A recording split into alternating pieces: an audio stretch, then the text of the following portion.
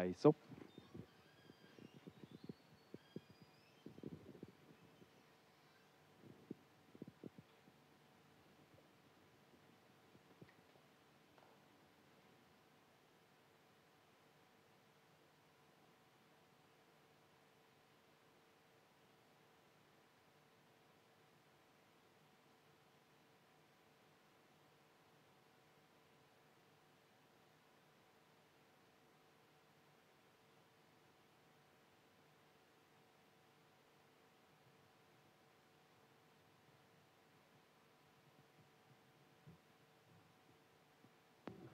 Please have your seats.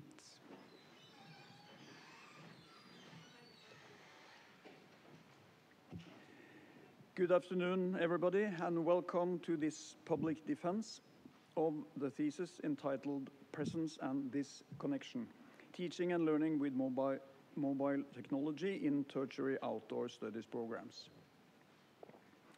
Today's candidate, Imre van Kraalingen, completed her thesis in June 2024. Based on a proposal from the Department of Teacher Education and Outdoor Life Studies, the Committee for Research Education has appointed the following committee to judge the thesis and other requirements for the award. Professor Chris Horbel, Norwegian School of Sports Sciences, chairperson. Associate Professor Søren Ankjær, University of Southern Denmark, first opponent. Lecturer Scott Jukes, Federation University Australia, second opponent. The committee has concluded that the thesis meets the standard worthy of a public defense for the award of Doctor of Philosophy, PhD, in sport science. Earlier today, the candidate has given a trial lecture with the title Outdoor Education 2034, Exploring a Speculative Future and the Role of Presence, Mediating Technologies and Pedagogical Orientations. The trial lecture has been found satisfactory by the examination committee. I now would like to ask the candidate to introduce her doctoral research in the form of a short lecture, and then the opposing members of the examination committee to engage the candidate in a defense of the work.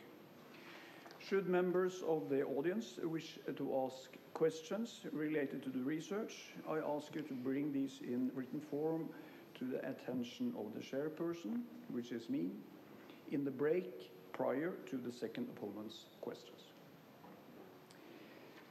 I ask the candidate to take her place at the lectern.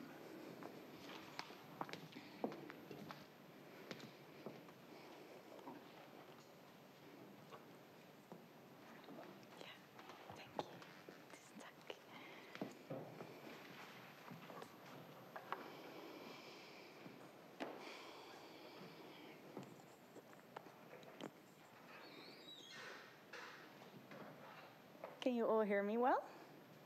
Okay, good.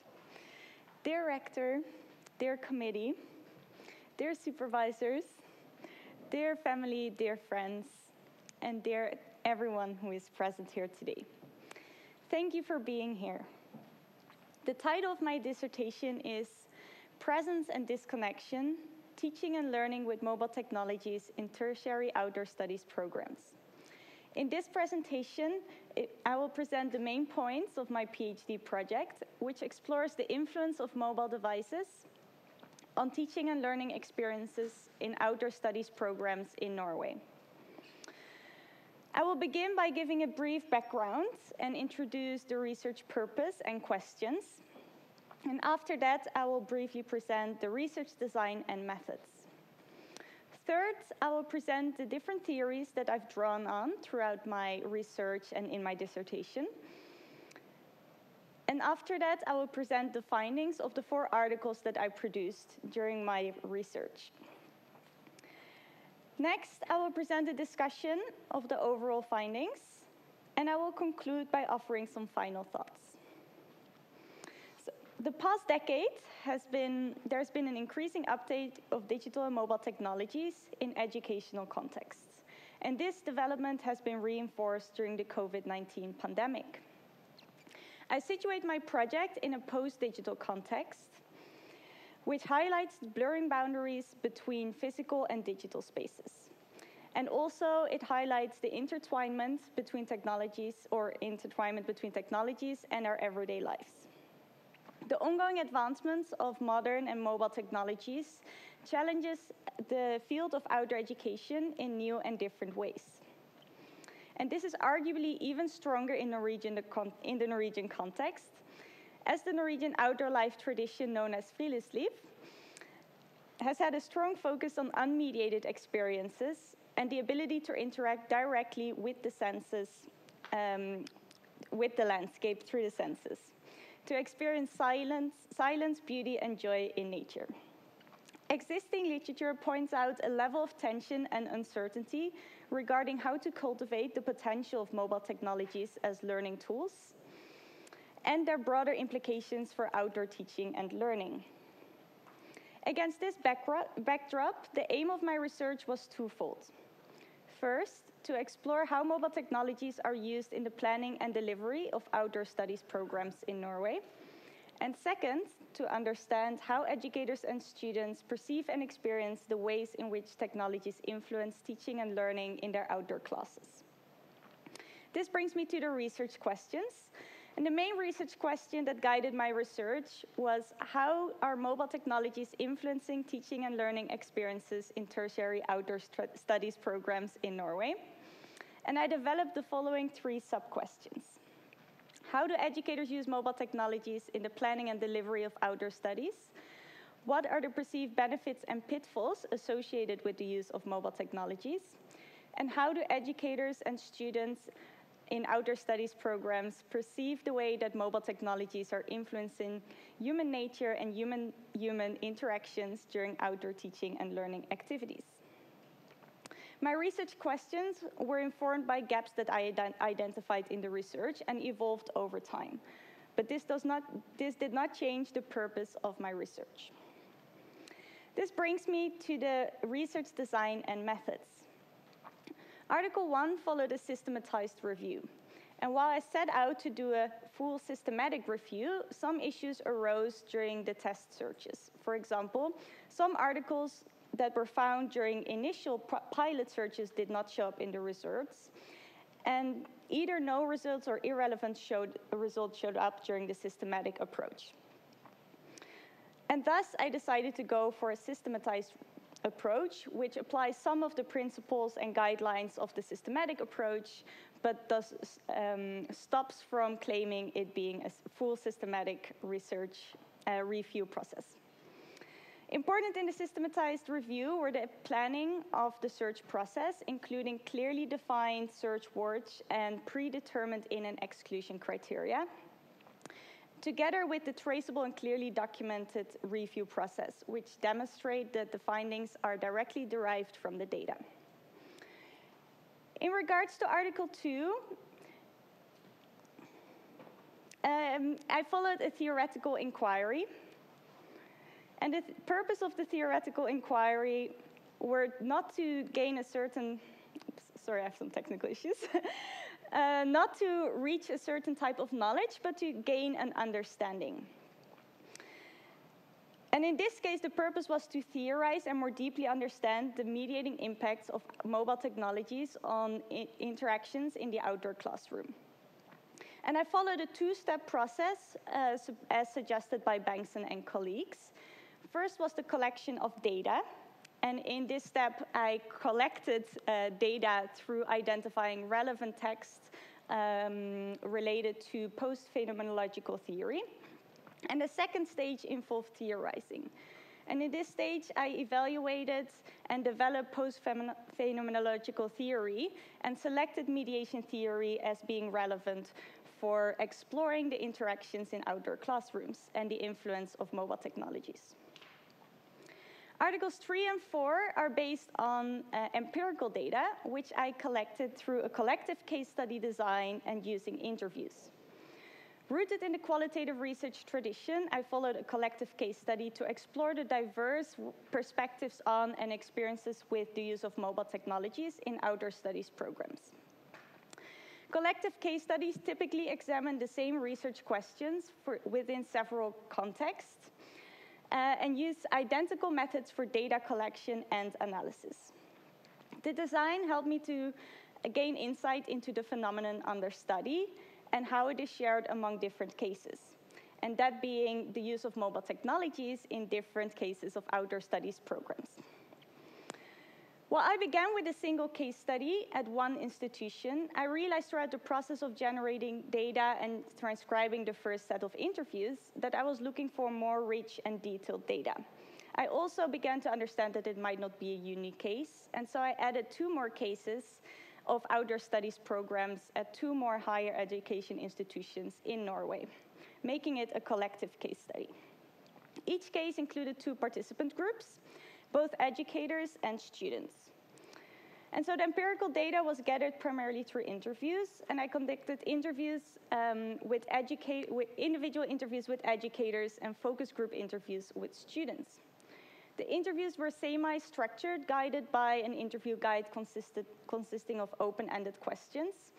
And while the interview guide helped me to maintain a common thread between the research questions and the questions asked during the interviews, I did not adhere rigidly to the predetermined questions, but allowed for the conversation to flow organically and to keep space for unanticipated stories. To analyze the empirical data, I followed a long, in-depth approach of reflexive thematic analysis, as suggested or informed by Brown and Clark.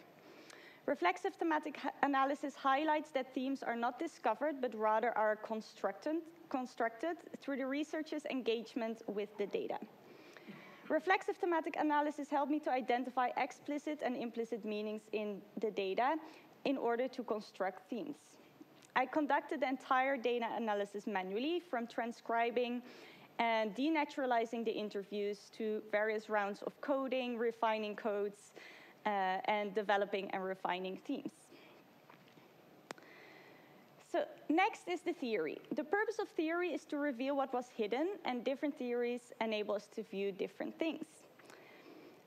The abundance of available theory necessitated a careful selection, and I prioritized theories that best address my findings and context.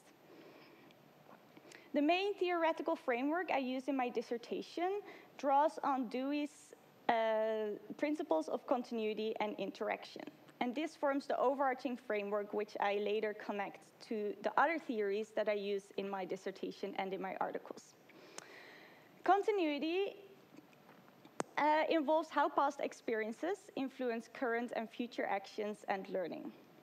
And this principle does not just focus on what students will learn from a given experience, but how they can continue growing and learning afterwards. Interactions then constitute experiences, and interactions refer to the dynamic exchange between individuals and their environment, including objects, people and surroundings. So in my research, the interactions regard the students, the mobile technologies, and the wider social and natural environment. The principle of interaction considers how we can utilize the surroundings, material and social, and all that they have to offer to building educationally worthwhile experiences, that being experiences that can lead to further growth. Now, throughout my dissertation and the 4 articles, I draw on 3 other theories, and the first one is affordance theory. Affordance theory helped to highlight how mobile technologies present opportunities for action. And specifically, I took this in a direction of an interaction-centered view of affordances, which places a greater emphasis on the social and communicative aspects of affordances. And this perspective considers how affordances and the perception and realization of affordances are shaped by individuals' skills and knowledge, by social interactions, and by the wider social and cultural contexts. It further highlights the role of dialogue and shared understanding in affordance perception. The second theory that I draw on is symbolic interactionism. And I use symbolic interactionism to better understand the nuanced ways in which students perceive and interpret their interactions with their peers and the natural surroundings in the context of mobile technology use. Symbolic interactionism helped me to uncover the subjective meanings that individuals assign to their experiences and their interactions. The third theory is post-phenomenology, and I initially became interested in this theory in Article 2 to explore the different ways in which mobile technologies may mediate outdoor learning experiences and interactions in the outdoor classroom. And while this theory adds theoretical depth by providing a frame for understanding these different ways of mediation and the complexity of technological mediation, its application became less relevant as I adapted my approach to align with the emergent data. Ultimately, all of these theories center around interactions, the dynamic interplay of interactions between students, mobile devices, and the wider social and natural environment. This brings us to the findings, which ultimately is why you're all here. And I produced 4 articles as part of my dissertation. To gain an overview over extant research on the use of mobile technologies in outdoor learning, I began by conducting a systematized review. The review included 33 articles. And the main purpose was to synthesize extant research on the employment of mobile technologies in outdoor learning and to identify gaps within it. I applied affordance theory to interpret and discuss the findings. The findings show that mobile technologies can both enhance and hinder outdoor learning experiences. And based on my analysis of the findings, I identified 3 strategies, pedagogical strategies for using approaching the use of mobile technologies across the reviewed articles. And these include mitigation, intentionality, and adaptation. The implications show that educators should critically reflect on the use of mobile technologies in their teaching practices. And I further identified the following gaps in the literature. First, there was an overproportionate amount of research focused on children under the age of 14 and the use of gamified mobile technologies. And this resulted in, or this showed or indicated a need for more research in higher education contexts with adult learners. More research is also needed, or a lack of research was identified to gain a deeper understanding in how mobile technologies influence outdoor learning experiences, as well as a lack of student voices that became apparent in existing research. And these gaps helped me to narrow down the focus of my project. The second article is titled Technological Mediation in the Outdoor Classroom, and this is a theoretical paper. The purpose was to theorize and better understand the mediating impact of mobile technologies on outdoor learning experiences by drawing on post-phenomenology. Based on the theoretical inquiry, the findings resulted in the technological mediation and outdoor learning framework, which highlights 3 dimensions of technological mediation. First, augment, reduce. Mobile technologies shape learner sensory perception and the social and natural environment. Second, enable, constrain. Mobile technologies shape actions, interactions, and behaviors in teaching and learning practices. And third, involve, alienate. Mobile technologies influence the direction of learners' intentionality to either technologies or to their surroundings. This framework offers educators a theoretical foundation for reflecting on how mobile technologies might mediate interactions in the outdoor classroom. And the findings implicate that educators will need to have the ability to understand and respond to these different mediating impacts, as well as that the unintended side effects should be taken into account and that some traditions in outdoor education might be worth preserving. The purpose of Article 3 was to gain a deeper insight into educators' and students' experiences with using smartphones in outdoor teaching and learning. I applied affordance theory, and specifically an interaction-centered view on affordance theory, and the data were derived through a collective case study and interviews. This article has a pragmatic touch, and the findings show how mobile technologies are used in outdoor studies programs and what the perceived benefits and pitfalls are It also offers some pedagogical consideration. Overall, the analysis of the data yielded 2 key themes. First, smartphones have the potential to be valuable learning resources if they're used intentionally. And second, pedagogical considerations for using and managing smartphones in outdoor studies, including a balanced, critical, and intentional approach, and by creating space for transparency and dialogue between educators and students regarding the use of mobile devices. The fourth and final article aimed to gain a deeper understanding of educators' and students' experiences of how smartphones influence interactions between students, their peers, and the natural environment. I applied a symbolic interactionist theory, and again, the empirical findings were derived from the collective case study where I used interviews. The constant connectivity enabled by mobile technologies was highlighted as a main challenge in outdoor studies. The use of smartphones for personal purposes to connect online can lead to a fluctuating or absent state of presence among students and interfere with their experiences and interactions in 2 principal ways. First, by reducing their perception of the natural environment, and second, by reducing their attention to their interactions with their peers. That said, students appear to have a paradoxical relationship with smartphones and social media. Despite the influence of smartphones on interactions, some students indicated that they find value in sharing their experiences with non-present others, and that it can enhance a sense of belonging to their relative social groups. Others indicated that they feel pressure to share their experiences or that they use their smartphones out of habit.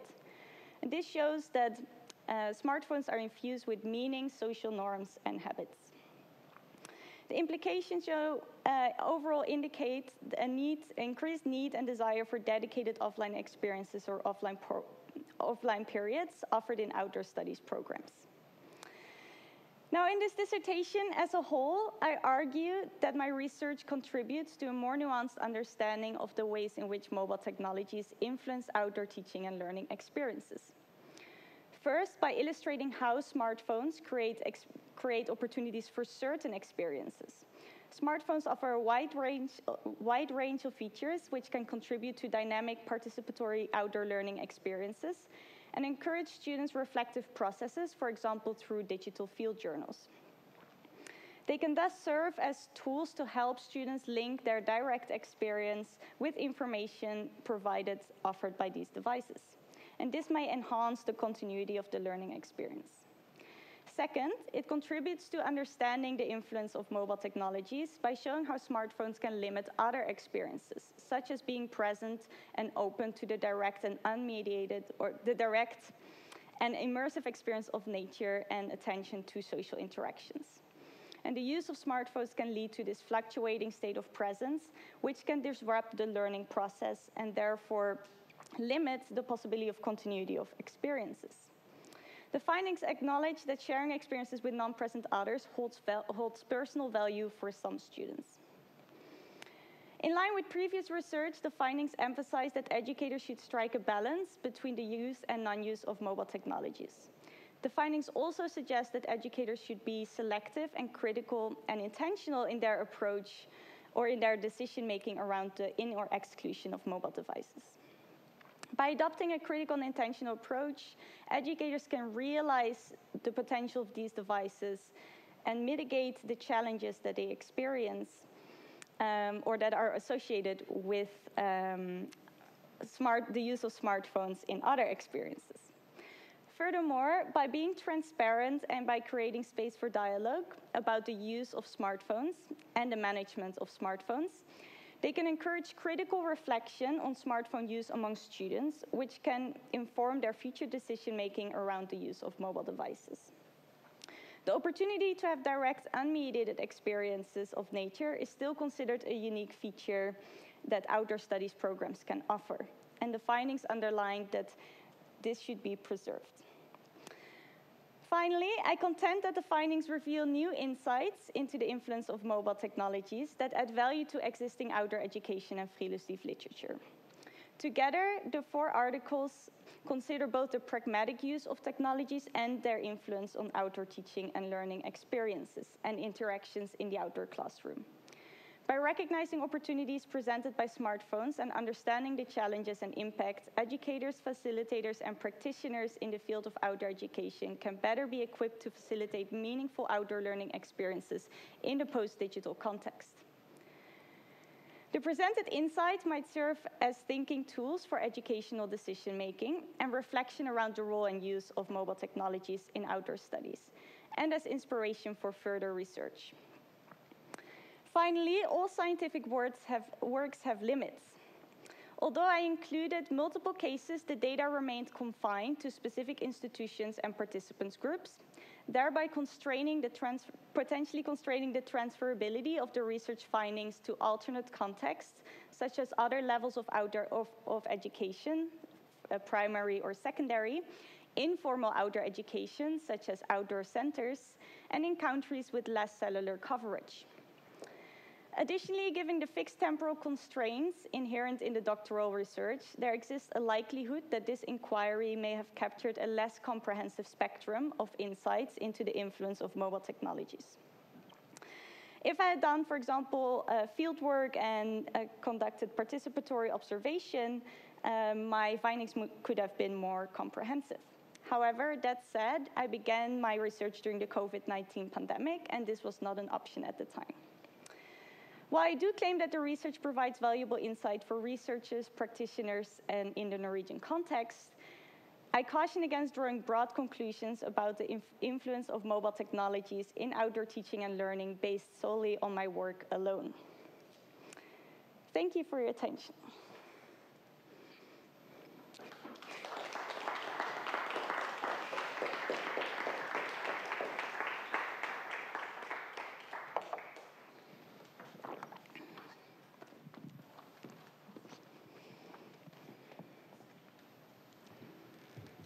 I thank the candidate for the presentation of your doctoral research. And then it's time to invite the first opponent, Associate Professor Søren Amkjær, to engage the candidate in the discussion of her research. Please, the stage is yours.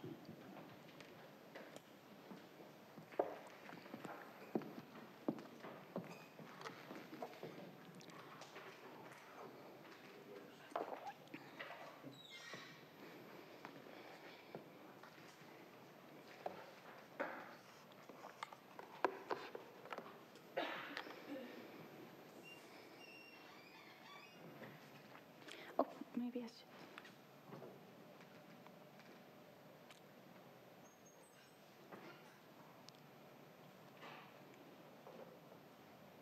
Is it on? Great. Need that one. Yeah, sure. Should I disconnect my Yeah. laptop? I think you can disconnect and be present.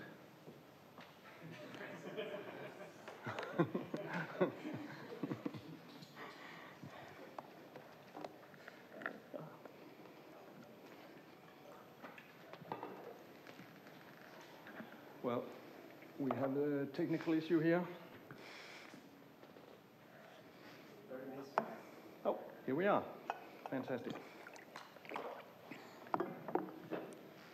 Well, thank you very much. Thank you for a real nice presentation, Imre. And thank you for the invitation to come here and be an opponent. It has been really interesting reading. I think you have done a great work. I'm impressed about 4 papers, 3 of them published. So it's a good, large work. And I have the whole thing here. It's been read quite thoroughly. I wouldn't mess it up now. And I think it's, as you ended up, I think you made a great contribution to the field. So it's really, really good start. Thank you. And but now we need to get more deep into it. And just shortly, I come from Denmark, University of Southern Denmark, and these are my areas. I work with friluftsliv, as this is, and more about the history and culture of friluftsliv and safety and pedagogics, and more into health and active living. I'm part of the Active Living Research Unit. And actually, that's the view from my office. We have an athletic exploratorium as a way of doing, maybe not friluftsliv, but being active outside. I'm not very technical usually, and do not reckon me as a technical nerd. So it's a little bit out of my comfort zone, but I have done a little bit of study within this, more in the social media stuff, in this book about mobile technology, social media, and the outdoors. So that's my starting point. And then a little bit about the agenda and my approach to this. When you're an opponent, I think there are more styles and more roles you can take. You can be good, bad, and ugly, and possibly other things as well. And Scott and I have discussed who was going to do what. I'm not quite sure we agreed upon it, but I'm not trying to go into that. But I think I'll hope we'll have a constructive and dialogue, academic dialogue, and I'll try in my comments to be balanced, intentional, and critical, as you say about this. Yeah. So that's what I'm trying to do, and I'm using technology. I'm using the slides just to keep track and also for the audience. And I'll go into some. I have some quotes from your thesis, so everybody can follow. And maybe I'll turn a little bit around and be flexible, because you have answered some of the questions in your pre-lecture and also in your lecture now. Well, but let's get started. In chapter 2, you talk about the tradition of outdoor education and friluftsliv, the Norwegian tradition of friluftsliv. And these are some quotes from it. I've highlighted. It's my highlighting the red ones. And first, I would like to talk a little bit about you're saying that this mobile technology and this technology coming into friluftsliv, outdoor education, is something new. It makes changes radically. So could you explain a little bit more about what is the radical new? Because as you mentioned in your pre-lecture, there's lots of technology in friluftsliv and outdoor education. There are tents, there are watches, there are cookers, there are canoes and things like that. So what is actually the new radical thing that makes this urgent to do a study in this? Could you start with that? Yeah. I think there's different components to answer this question here. First, when we think about the technologies themselves, the mobile technologies are generally or are typically more complex than traditional technologies like a tent or a canoe. And especially, like I highlighted in the presentation now, the ability to connect to online networks adds layers of complexity to these technologies. And so there's a different layer of technological mediation, as I argued throughout my thesis, that arguably changes the Norwegian friluftsliv tradition that was usually focused on more slow-paced, unmediated experiences with the direct sensory experience of the landscape. And so that kind of slow-paced, unmaterialistic way of traditionally practicing friluftsliv, of course, you can argue that it's been changed by other types of technologies, and some would do that there's a difference between the old-style wooden skis versus the more advanced new type of skis. But as I say, there's a different layer with mobile technologies that challenges this, and I think on a wider perspective, when we look at globalization and the advancements of technologies, it leads to completely new trends, because there's more knowledge and experiences shared digitally, which can also inform new trends. So we have seen, for example, that friluftsliv has become more adventure-focused, more on fast-paced and risk activities, influenced by, for example, the UK or New Zealand. I think you did a study on that, Denmark versus New Zealand. And the same we see with the trends in mobile technology use, and that I think is linked to the more sportified approach to friluftsliv or adventure approach. due to these trends and the technologies that allow us to track and kind of focus on the quantitative aspects of the experience rather than the qualitative. Okay, yeah, right, I understand. You say this complexity about the technology. I think maybe some young people, adolescents today, would actually say that that a tent would be more complex and complicated than a mobile phone. Yes. I don't know, but let's move on a little bit about this. You mentioned, and you're writing about this traditional vision about friluftsliv and the philosophical underpinnings. The last quotes. Can you just elaborate a little bit? Where are they today in Norwegian friluftsliv? Are they strong? Are they important? And why do you see that? Because you could actually say that, well, time has changed, and friluftsliv today is different from 30 years ago, and when Arne Næss was a big star. Yeah. So actually, where is he now? Is it big rooted in friluftsliv today in schools and education? Or how do you see that? I think there's still a strong focus on it, as in it's being strongly rooted in the culture. But I do think the way, like we say, the changing trends in friluftsliv also change the way friluftsliv is practiced and also the ideals. Yeah.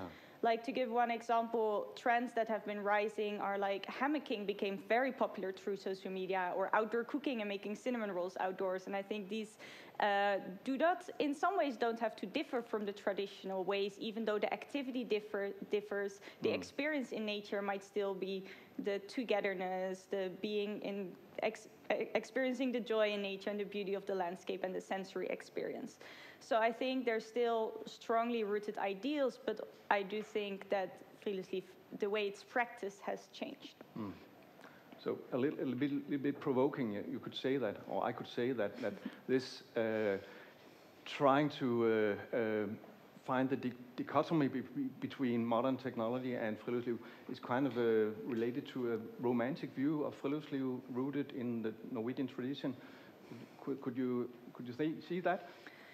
I can definitely see that, and I think I intentionally chose the post-digital perspective as a context because it shows these blurring boundaries between just the physical reality and the digital, as well as that it focuses on the social and cultural impacts of these technological changes. Oh. And so I definitely think there's a kind of a romantic notion to it. Okay, but you can have that. That's okay. I think I'll move on a little bit, and I'm going to the methodology and methods. And you have there's a quote here. You start up. You're talking about the epistemological. It's hard from the assumptions, and you're talking about a constructivist paradigm with a relativist ontology and subjectivist epistemology. Well, can you just? Is it possible for you to explain that quite shortly and understandable? What does that mean? How is your approach, and what do you think of it? Yeah, so the constructivist paradigm focuses on from an ontological perspective, if I think about the relativist ontology, that there can exist multiple experiences or perspectives on reality. So multiple realities can exist. And then the subjectivist epistemology focuses on learning about and getting to know these different perspectives and ways of knowing the world. And so the focus is on that there's not one true reality. Multiple perspectives can exist, and it has a subjectivist. It focuses on the subjective meanings. And from a research perspective, the strong focus in constructivism is that knowledge is constructed and not just discovered in the world. Does that answer it short enough? I like that. So actually, that's the way you are constructing the meaning via your research and your case studies, right? Yeah. You say this about this the philosophical paradigm aren't flawless. And you have selected the paradigm that aligns most closely with the nature and objectives of your research. Can you just elaborate on that? In which way does this paradigm align very closely to what you're looking at, you're focusing on? Yeah. So for me, what I aimed to do, or the purpose of my research, was to gain a deeper understanding of educators' and students' perspectives and experiences. And so by choosing the constructivist paradigm, this informed this methodology of the collective case study, because I focused on discovering these multiplicities and pluralities of perspectives and experiences. And it's not flawless, because I struggled with this for a while throughout my research, because I think that if you focus on a relativist ontology and that everything can be constructed and it's all due to our own, that there's no one true reality, and that makes it hard, because what can we then claim about anything if it's all kind of our experience of it and no external reality would exist beyond that? And so I don't think it's flawless, but I do think it came closest to the intention of my research. Okay, yeah, because there is a reality still, yeah, or what? Well, so I struggle with this. According to constructivism, they don't make any strong claims, but I would, personally, for me, there would still be a world here if I was not present in it to perceive it. So, but did you consider other paradigms, other approaches in this reflexive period and maybe in the early start of your process? Yeah. What other options did you have, and why did you not choose them? Yeah, that's a very good question. Honestly, I don't exactly recall how the process went, but I know that for a while I was a little more stuck on. I'm not sure if it was a relativist constructivist or a constructivist. A constructivist realist ontology, which would still maintain most of the constructivist views, but acknowledge that there's a real world beyond our experience. And so that felt most personal, but then it got so kind of messy in aligning everything together with the philosophical orientations and ontology, the methodology, epistemology. So it became a little bit more complex than I wanted it to be. Okay, understand. But you mentioned you are doing in the case study, you're doing a multi-layered interpretive process. You are mentioning 3 steps. Last 2 steps is you are interpreting what the respondents are, people, the students and the educators are telling you, and then the next step you're taking in some literature and other studies and your other knowledge. It's like 3 very separate steps in a way. Was it like that? Was it 3 different steps, you think? No, I think well, in a way, yes, if you want to clarify it, it precisely. But in practice, it was a lot more, I'd say, fluid and connected. Even though, of course, the first step of like the participants constructing meaning out of their experiences, that was the way it was. But then, of course, there was the interviews, and I already had read literature before. I started data generation, and then I was already starting transcribing and beginning the initial steps of the analysis while I was still generating data. So these interpretative processes were not separate. It was not 1, 2, 3, but it was a little bit more mixed up. Yeah, that's also how I read it later on. I think we'll return to that. Did you at any point consider talking about hermeneutics? In this, you're talking very much about interpreting the interviews and the situations, and what about that? Would that fit into this paradigm, you think? Well, I think hermeneutics would definitely have been an option. However, from what I known when I was reading about hermeneutics, there's such a strong focus on kind of texts and symbols in texts, and so for me, the construction part, the viewing participants as co-constructors of the knowledge, and me co-constructing meaning out of the data I received with the literature, was more central than interpretation from the material or the text or the meanings. But your material was text, wasn't it? It was text. You interviewed them. Transcribed interviews, yes. So, yeah. yes, So it is text when you yes. analyze it, right? Yes, it is. Yeah. Okay. Good. Okay. Great. We'll move on.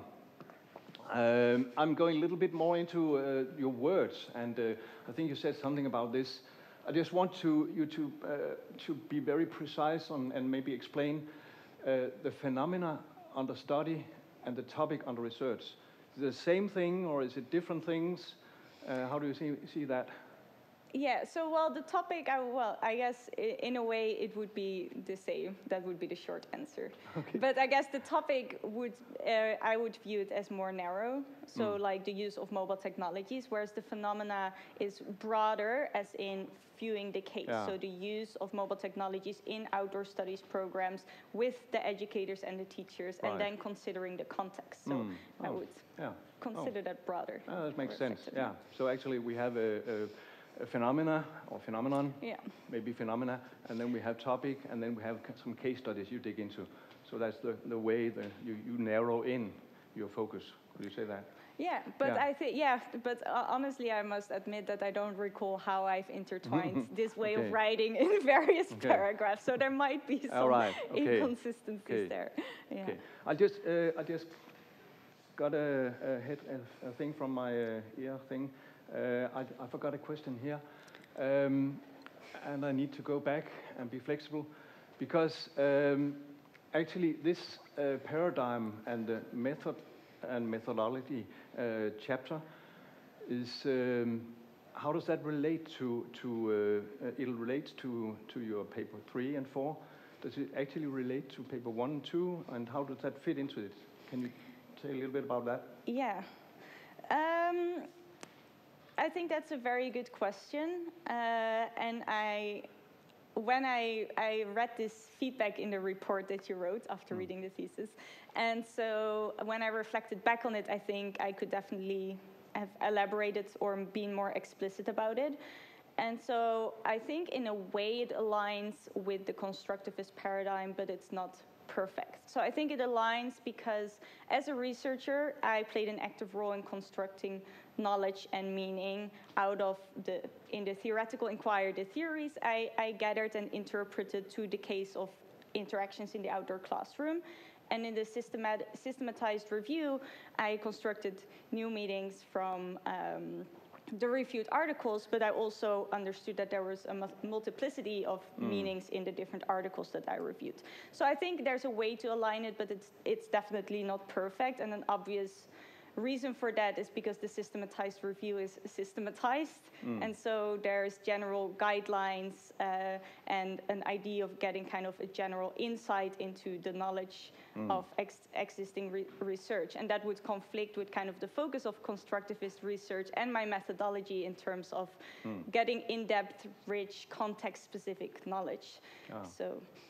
Yeah, I agree on that, because I find it harder to fit paper 1 and 2 into this paradigm actually, and I don't remember if we asked it, but did you this paper 2, did you actually you call it odd one out, I think, in a place?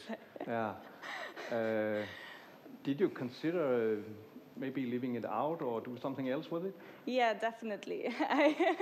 I definitely considered leaving it out because I think it's complicated a lot for me, like defending my thesis or like keeping things as consistent and coherent as possible within my thesis.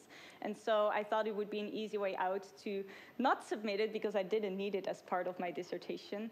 But then it's been such an important part of my research process that the research process was not linear and everything fit well together. It was very messy, and so this was part of my process of like exploring a theory. Could this work? How could, like, what would be the contribution of this? And so yeah, I used a lot of time on the paper, and it was a part of the process, even though it ended up not being applicable to my specific data that much. Okay, I understand that. I think I'll leave about the paper.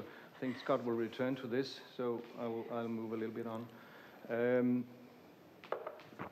You're talking about that you make this collective case study and analyzing a collection of individual cases. and also you want to get an in-depth exploration of a multiplicity of educator and student perspectives. So what I'm aiming at is actually this maybe paradox or dichotomy between the broad perspective and individual voices, respondents, cases. So I could imagine it would be hard to balance and to get both, as I think you wanted to do, to have both the broad perspective and the collective case, and also some of the individual educators and students. Can you follow me? Yeah, I just wonder, are you pointing more at like just the individual voices or the educator versus the student perspectives? The balance right now, between... individual voices, yeah. Okay. Yeah. The individual perspective contra versus the broad collective perspective. Yeah, so I definitely, of course, wanted to get a comprehensive overview of the phenomenon under study and be able to answer my research questions. But I did specifically focus also in the analysis on deviant cases, so cases that would stood out, or one or two individuals that would have a unique perspectives. And so I focused on, I wanted to get to know the diversity and find out these unique perspectives and not just draw broad conclusions just based on what the majority of the participants indicated. You have a notion, you're talking about particularization, wow, in a place. What does that, is that, can you connect this to this thing about the broad perspective and the individual? So would you be able to read the whole sentence, like just to get a context of how I used to work? No, I'm not sure I can do that. I just got it here. Oh, okay. I think it's in a context where you see, and the particularization is the maybe the special things, maybe more like into the deviant cases and the different aspects. So it's also the particular focus versus the broad collective focus. Yeah, I think, well, yeah. I think it's important to include it because you want to view, especially like if I think about the philosophical orientation of the research, I wanted to view a diversity and be able to present multiple perspectives and understand multiple perspectives. Yeah. But it's not something you can, how to say it, force, or like, you know, you don't know how much diversity there's going to be. So I didn't know how many people, what would be the predominant view in advance and what would be kind of exceptions. And so I tried my best to get the comprehensive overview, as well as make sure that I do highlight those perspectives that stand out to balance. Yeah, okay. I'll just you mentioned this yourself, the deviant case. You're talking about diverging experiences and deviant cases and alternative views, and referring to Lincoln and Guba.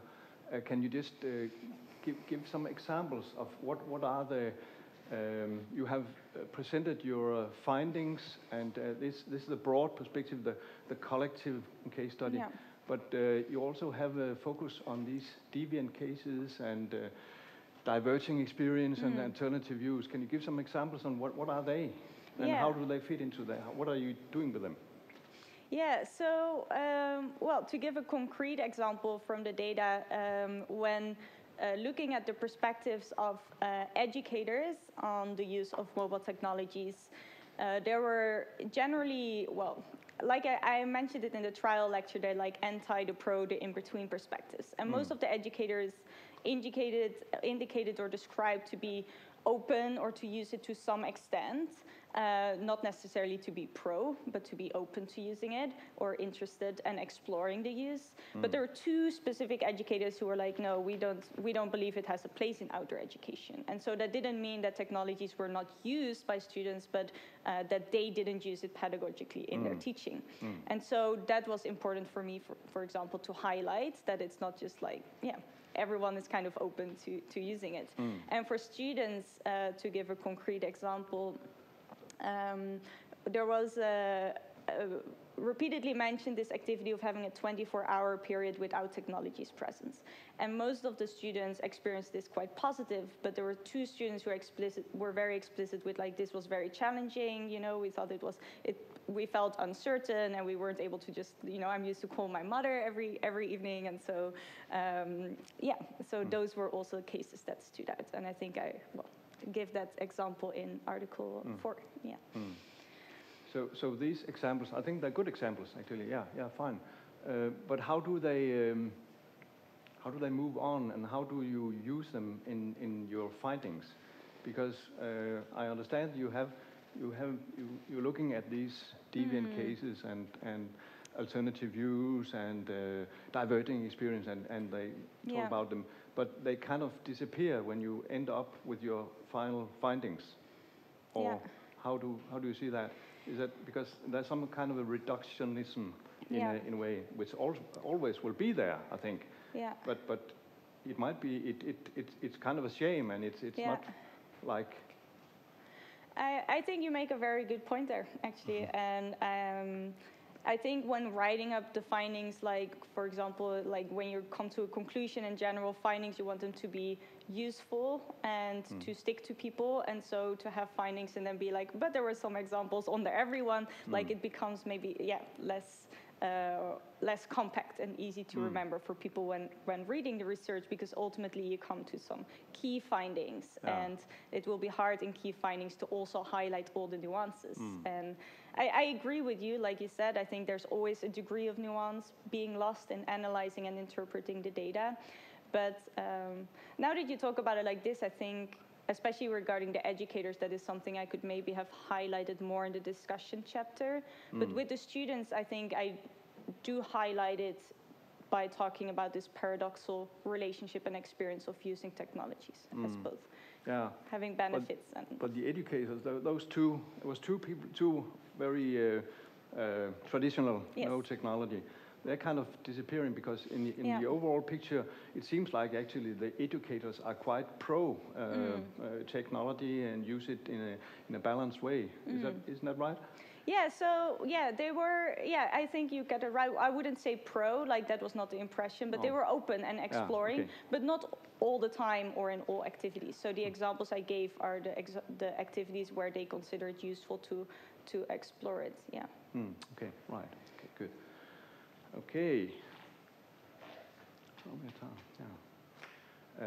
I think we'll talk a little bit about interviews. So we're moving a little bit down in the methodology and the methods, and now a little bit about the interviews. And you made individual interviews with the educators and focus group interviews with the students, right? Yeah, as I remember it. What I want to know is a little bit about this notion about saturation.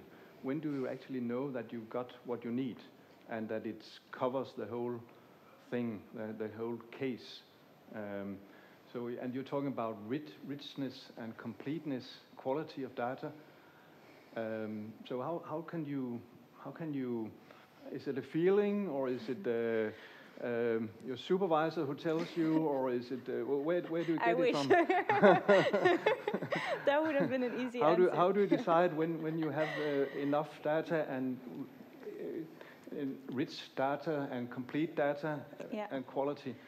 I think it's very hard to have certainty about when saturation is reached, because there might, even if you interview 100 people, there might still number 101 comes with a unique perspectives and experience. So I think it's hard to judge, and I struggled with it, because I think I had, when I started thinking about saturation, and also when I planned my data collection, I had quite quantitative notions of saturation, as in what would be a good amount of people to have as participants for a doctoral research. And so in conversation with my supervisors, that was something I had to kind of overcome and really try to my best ability to let it be guided by the data. And I think one advantage for me was that I had already started with the initial analysis while I was still collecting data. And so when answers or experiences started to come up repeatedly, and there was less and less diversity and more, repeated answers, it was like, okay, you know, like I might be nearing the point of saturation here. And that said, I tried to let that be a defining feature, but because I started with the 2 cases later, I still had like 2 focus group left at one institution that I had planned, and I didn't think it was right to only have 1 focus group of the 3rd institution, that might not offer enough balance in terms of the different cases between the different cases and the participant numbers. So, but here it seems like you're also talking about perspectival diversity and the depth of data, and actually that saturation is a product of or a whole of perspectival diversity, the depth of data, and the scope and purpose of the project. And you're talking about information power, and it's more like it seems like it's the data who tells you now it's enough, and not your supervisor and not anything else. Is that right? Well, yeah, like I just said, I try to do that to the best way possible.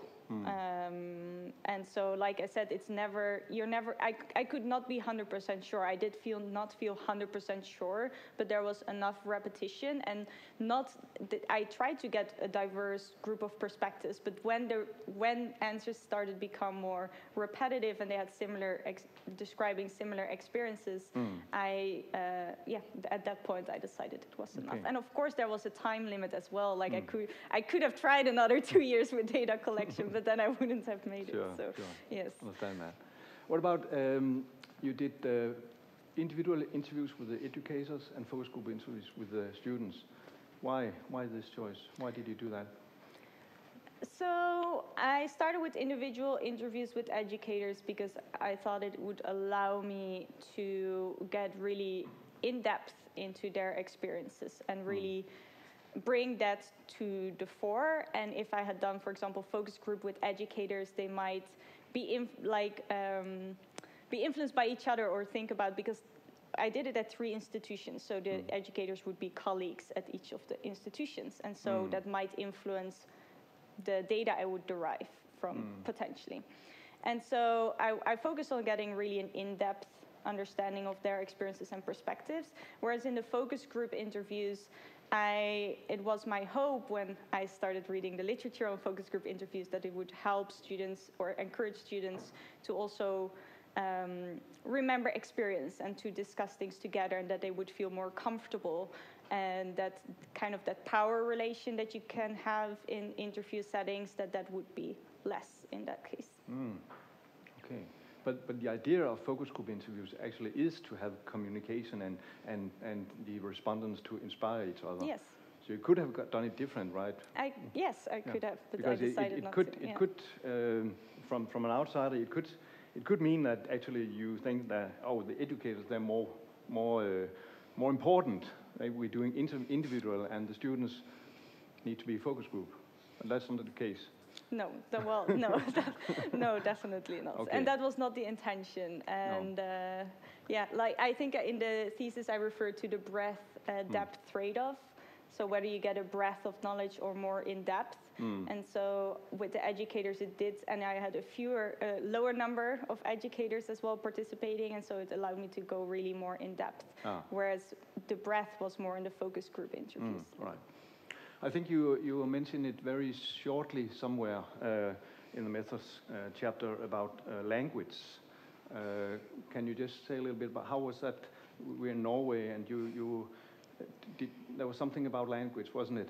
Yes, so I conducted all the interviews in English, and in most interviews, English was the only language. Just, especially some of the students, I think a couple of educators said a few things in Norwegian, but a couple of students would just, if they couldn't formulate or find the words in English to describe their experience, they would formulate it in Norwegian. Do you think it impacted what the results, or what you... the interviews more in a way, or is it just the way it was?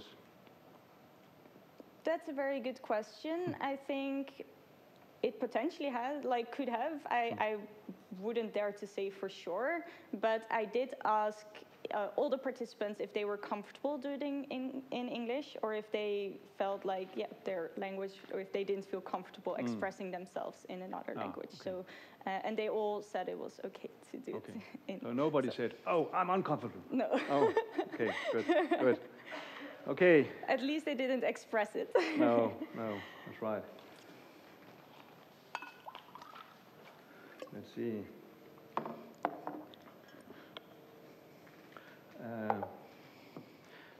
Yeah, in your, it was in the lecture you started with here. You were talking about you're doing semi-structured interviews, and you got some unanticipated stories. I think wasn't that the word? Yeah. What's that like? Unanticipated stories. So yeah. So I drafted the interview guides to, like I said, maintain a common thread between the research question, the questions asked, and to stay somewhat on focus. But like in qualitative research, I also wanted to remain open to their stories. And so, for example, I had a set of questions and topics I wanted to ask about. I wouldn't always get through those, but based on participant stories, I would also ask follow-up questions, or there would be an experience that I was interested in and asked further about, or that participants just started telling because they wanted to tell me, maybe. But one example is the whole idea of presence and how presence is affected. That was not something I had anticipated or read on the literature before, and that was really something that came up in the interviews. And so it became one of the focus points. Actually got into it, yes. And you took that up. Yeah, great. I'll just see if I think we've talked about this, so I'll jump around that. And then a little bit about RTA, reflexive thematic analysis. You're talking about RTA opposed to TA, the 2006 version of Brown and Clark, and it's been improved, and it's this reflexive. Can you say a little bit, what does that mean? Wouldn't usually when you do thematic analysis, you're not reflecting, or what is the new thing that comes up with RTA, which actually made you focus on that? Yeah, so the short answer to your question is, I think, a stronger focus on subjectivity and flexibility. That at least Brown and Clark raised as main points, as what they improved or wanted to change about the traditional approach to thematic analysis. So they criticized both in their text, I think it's their 2019 article, but they also addressed it in a webinar that they hosted that I watched, and they talked a lot about how thematic analysis has become known as a kind of a 6-step process, and that it's been used as a one-size-fits-all, as a fixed approach to analyzing the data. And they say that was not their initial intention, and so they introduced reflexive thematic analysis to to really bring back the focus to that subjectivity and the flexibility, that it's not a linear analytical process, but that it's like the overall research process, it's messy, and it's and the themes are constructed and not discovered, as sometimes is interpreted in thematic analysis. Okay, yeah, so it's messy. Yeah, okay. Well, another criticism to thematic analysis might be that it's very open, and it's very, it's very flexible, and leaving space for the researcher and the subjectivity. And so, can you just, you're saying you followed your own analytical way. So in which way did you make other choices and go besides bend the RTA? What was your own analytical way? What is special about that? That was very long. No, I had a lot. Like, there were, I wouldn't say stages because they avoid talking about steps, but there were a lot of stages and going back and forth. So for me, the analytical process already started with re-listening and transcribing and denaturalizing interviews to really familiarize myself with the data. But when I actually began coding, it really was messy, and I had like everything on paper, and I was highlighting, and then I did multiple rounds of the coding, and I had a lot of codes, and I also, especially the first round, was very much struggling with like over coding, because I was like, oh, everything is important, and I have to take this with me, and it was really hard for me to kind of cut those boundaries, and so I did another round, and then I applied the analyst triangulation with asking other investigators to interpret codes to reflect on my interpretation, or what I consider to be important versus what they might consider. And so there were a lot of steps, and the same with generating the themes. It was not like, okay, we go from codes to themes. There was like code clusters, and then the themes changed all the time because I ended up with a lot of themes. And so I had to navigate my way through that. Yeah. But I think you describe it very well. This a little bit messy, this going a bit around, and I think that's almost always the way it is. So that's quite okay. But I would like you to talk a little bit, or tell a little bit about, you call it an abductive process. The abductive is usually it's when you are not. You're not only focusing on the empirical data and not only focusing on the theory, but it's a mix and a blended process, you could say. But could you say a little bit about when and how did the theory come into your analytical process? Yeah, so just to be specific, I did not describe my data analysis specifically as abductive. Like for me, the abductive was the entire research process and not only the analysis, because most of my analysis was inductive in the generation of open codes and how I proceeded with that. But then the interpretation of the data did not happen in isolation. So the theory helped me to make more sense out of the findings. Okay. And so it played only a role really later in my analysis and not the first stage. But I think there's very little research that's at either end of the spectrum, like purely inductive or deductive, because the literature I read and the theory I read before my research, of course, also influenced. And so I have to acknowledge that by calling the overall process abductive, even though especially the first part of my analytical process was largely inductive. Okay, good. Makes sense. And that leads us to your position as a researcher, which is the next slide. And there are three things here I want you to comment on. You talk about the issue of power relations, and also the potential problem about being an insider. You were a teacher, and one of the cases you chose. And then you talk about how to be aware of your subjective experiences and assumptions. So maybe take one at a time, I don't know how. But it's just how did you manage your position, which might have certain inherited problems, which it always has. Yeah. So, there were definitely some inherent challenges. And the two challenges for me that stood out most were the protecting the personal identifiers of the participants so that people could not recognize each other. And I think adding two cases helped with that, as well as that I removed the personal identifiers, even though I could not guarantee full anonymity. The second challenge was to distinguish information that I derived through my data collection versus what I would just have at informal conversations at the office or at meetings. Or, for example, I've presented my first article for my colleagues, and so we had interesting discussions. And there were things there that could have been useful for my research, but that I did not treat as data. So I had to distinguish that. And I think I did not perceive other challenges that strongly, like challenges that are discussed in the literature, such as the power dynamics. And so I've addressed it from a literature point, but not necessarily from a personal perspective, because I did not experience that. But of course, that does not mean it was not there. Like, of course, participants could have kept information for themselves, or maybe students didn't want to tell about certain experiences because I had been in a position as a teacher, even though it didn't come across like that.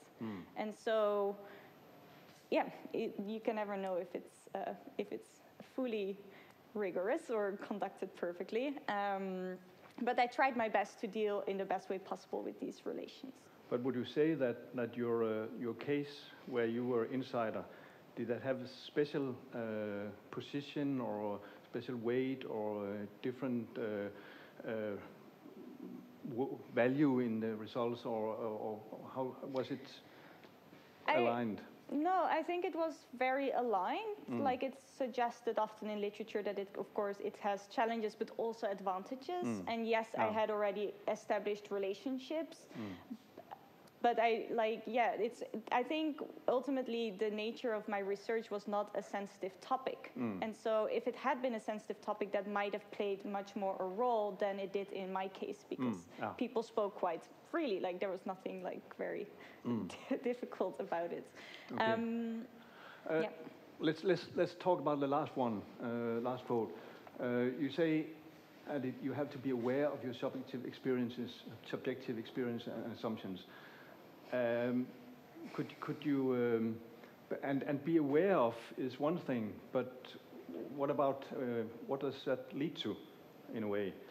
I think how do you manage your subjective experiences and assumptions and make sure they don't interfere or change or direct some findings? And this is actually where the hermeneutics would have a strong way of looking at it, in my opinion. Yeah. But what did you do with your subjective experiences and assumptions? So for me, I wrote very often in my journal. So both in the early stages of my research, as well as after each research interview, and reflected how I experienced, made personal notes. And I did as well apply reflexivity throughout the analysis, especially in relation to reflecting on my interpretation and those of the two other independent investigators. And that helped me to kind of see, okay, why would we code differently, or like why would I leave something out? Could that be due to my preconceptions or not? And I think, well, first I want to acknowledge that there's always a degree of bias possible and always a subjectivity in research. And I dealt with it the best I could. And I think one thing that's helped me is that I didn't have strong personal opinions about the topic. Like I didn't want to lean towards any specific perspective, or there was like everything came from a place of curiosity.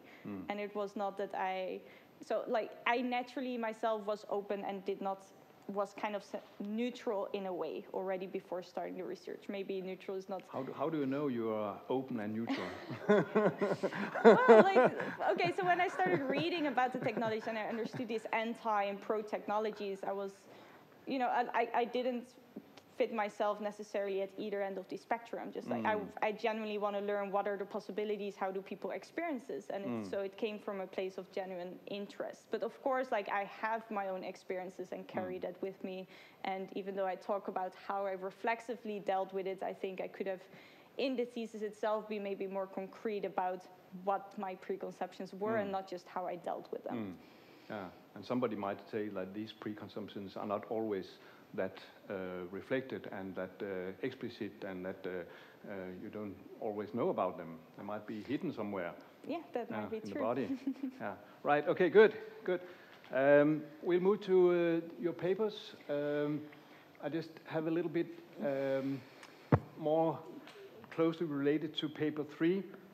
It's you mentioned it yourself, and I think we have a notion about it in our report.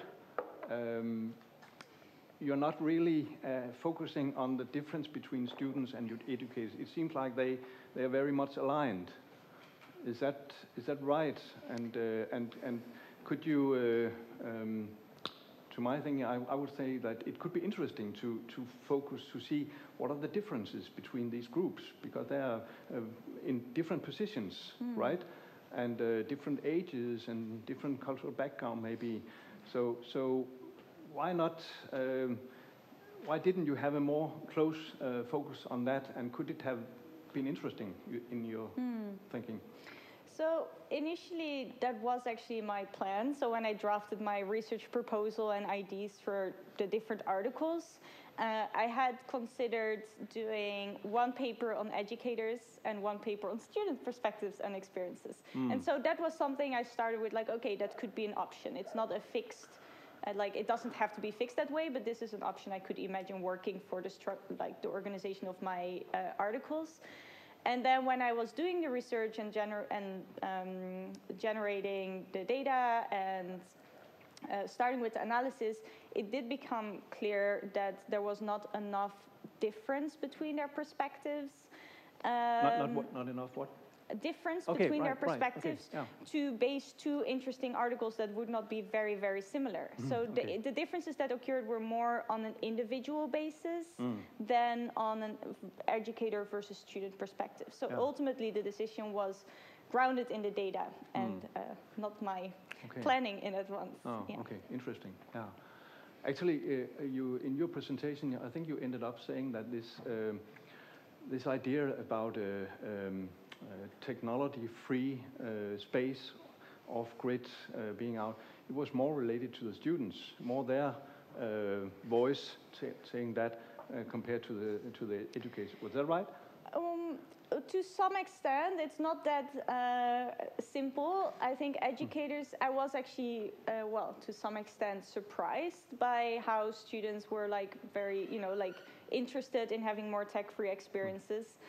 Whereas educators were indeed, they were quite positive about how phones were used and managed, and students were much more, it actually disrupts in some occasions it disrupts our learning experience. So that was a bit of a difference there. But educators, they saw, like most, at least the majority, could see potential in certain applications, in certain activities.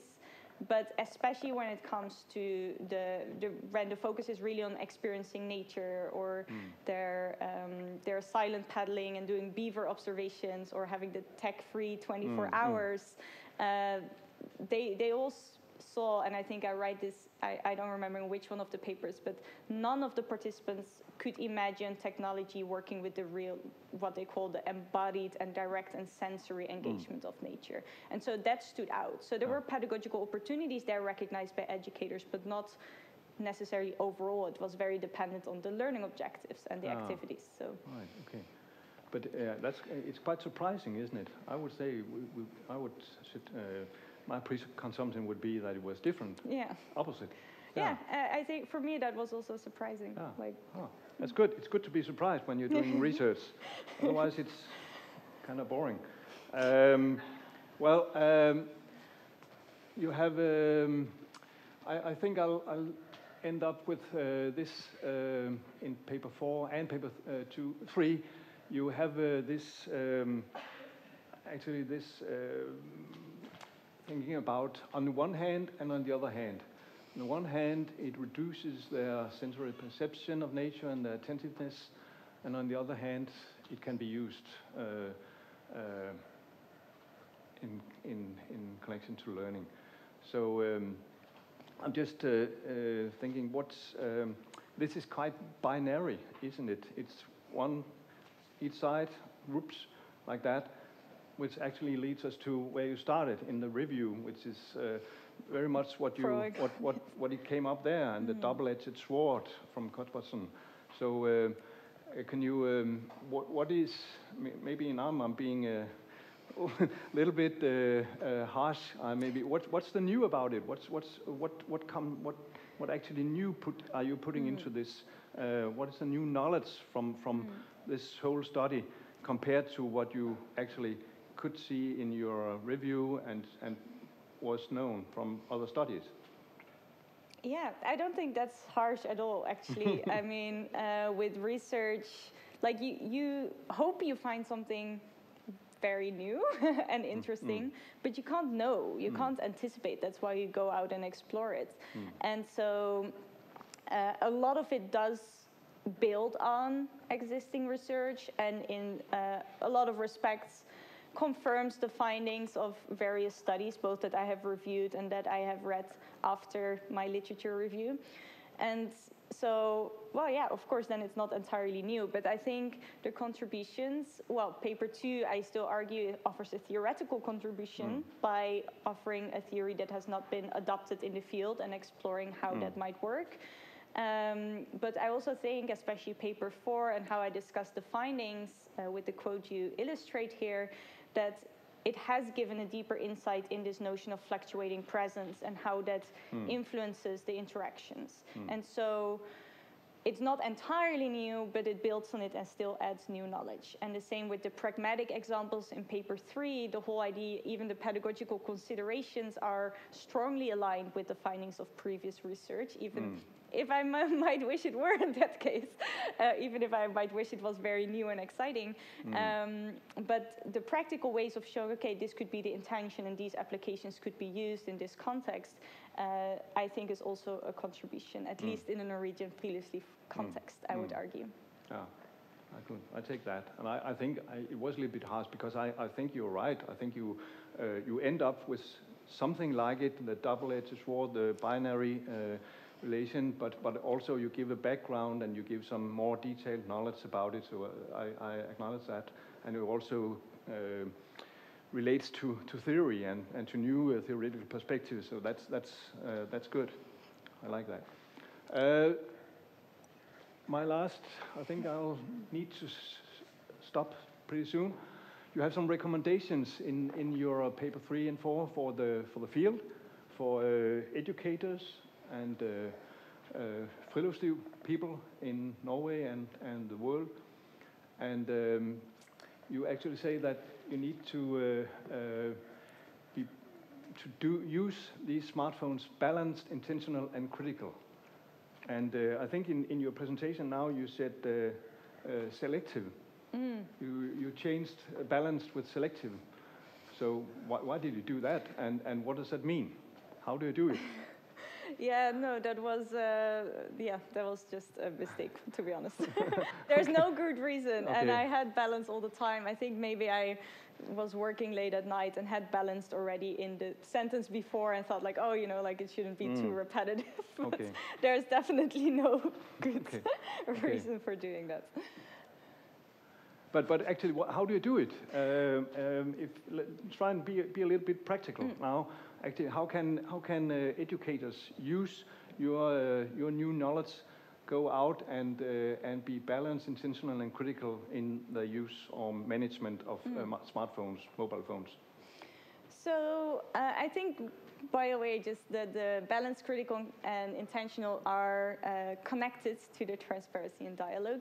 But the balance would be achieved by evaluating which activities could benefit from it and which activities might not, such as my findings indicate that the experience of nature and activities related to that on the unmediated experience of nature might not benefit from mobile technology use, whereas other activities such as avalanche training could benefit from using these applications, and so they give. Isn't that intentional? Is that more well, intentional? That's why it hangs together. So the balance, of course, it's based on the intention, and ultimately there should be a strive for balance for those enhanced and those that are not enhanced, so that there's still some of that offline space preserved.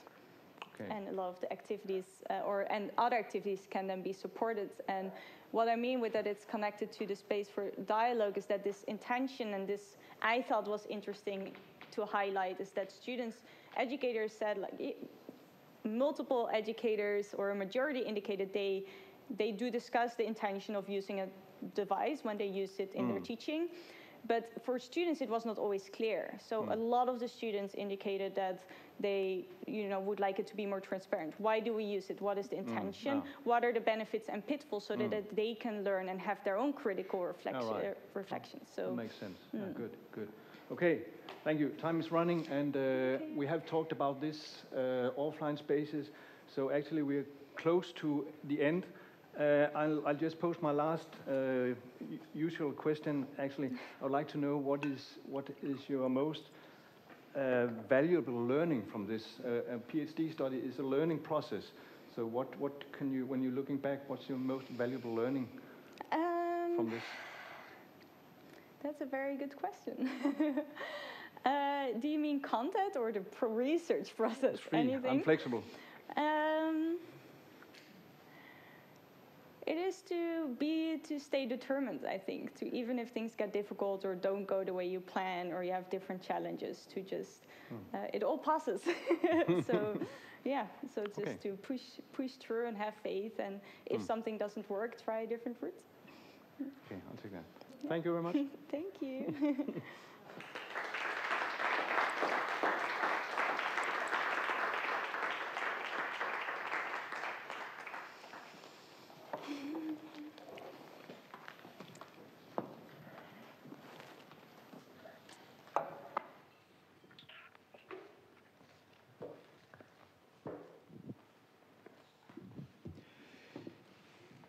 Thank you very much to the first opponent and to the candidate for a very interesting discussion about your research.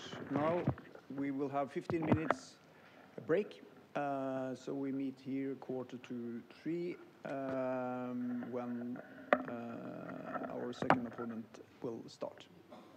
So 15 minutes break.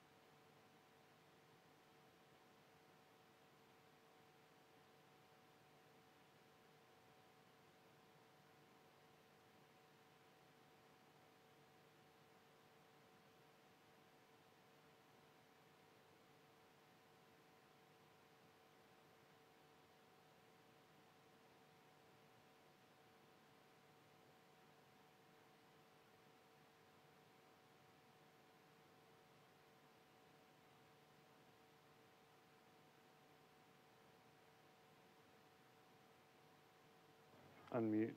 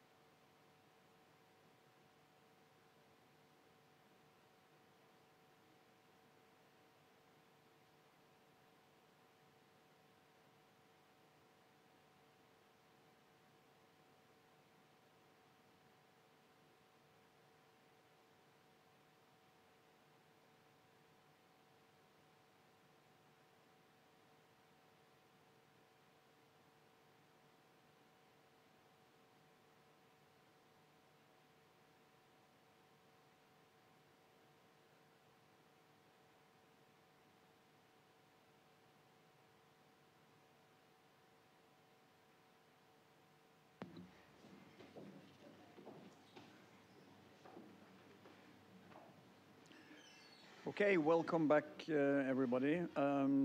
Before I introduce our second opponent, I received 2 questions ex auditorio. And this is a defense that is being streamed. And the first question has come from Australia. There's a scholar in Australia. Now it's midnight in Australia, right? So thank you for watching from Australia. That's very, very good to hear. This is the question. If AI launched when you started your research, how would it have impacted and would have changed the focus of your project? Wow, that is a very good question. I think it might have impacted the focus of my research. It's hard to anticipate exactly how, because I've not read enough about AI and how it affects education. But for example, if we look at ChatGPT, I think in terms of gathering information and particularly pedagogical aspects such as examination could have been interesting to reflect on in the context of outdoor learning.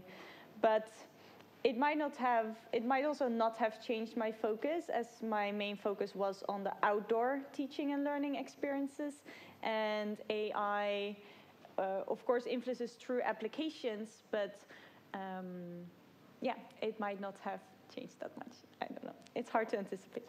But it's interesting. I think it definitely needs further research to understand the role that AI can play in outdoor education. Thank you. The second question. Your presentation and the following dialogue indicates that the influence of smartphones on the human-nature interactions both can hinder and support the nature experience or the sensory perception of nature. That's a bit black and white, isn't it? Did you ask or find anything on how the use of smartphones can transform nature experiences? So it can be interpreted as being simply put, but I did not. Of course, I drew the findings directly from the data. And so the participants, as I mentioned earlier, were very clear that they could not see any way to harmonize the sensory experience of nature with the use of these technologies. And so I didn't get any examples of technology use that could enhance our sensory experience in that way. Thank you. Then it's time for our second opponent. So to continue the discussion with the candidates on the research. So Scott, please, the stage is yours.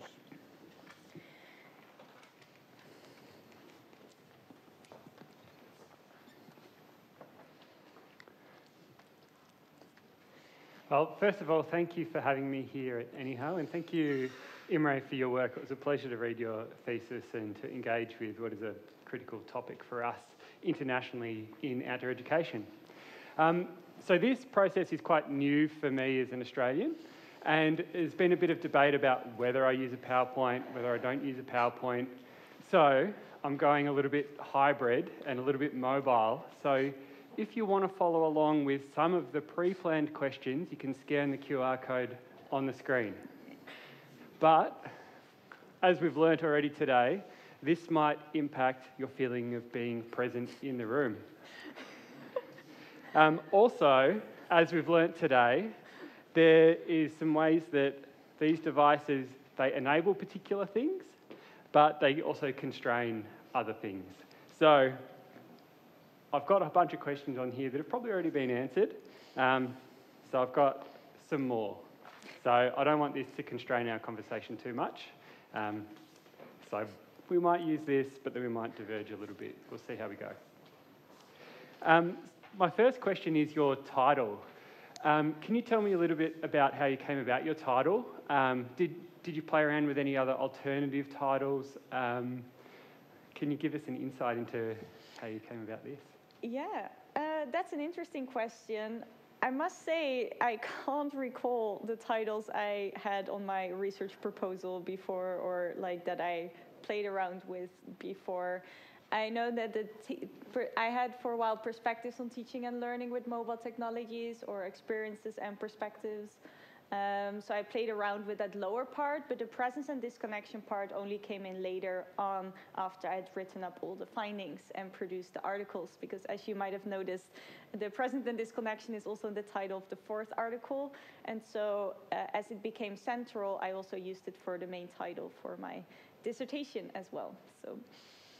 Yeah, so that's what I was thinking, is that it kind of highlights paper 4, the title. And so for you, is presence and disconnection one of the most important elements of your project? It's important. I wouldn't say it's the only important aspect, but I think it highlights one of the most important contributions that my research makes, and thus is worthy to be in the title. Nice. Your research questions. You mentioned that developing the research questions was an iterative process.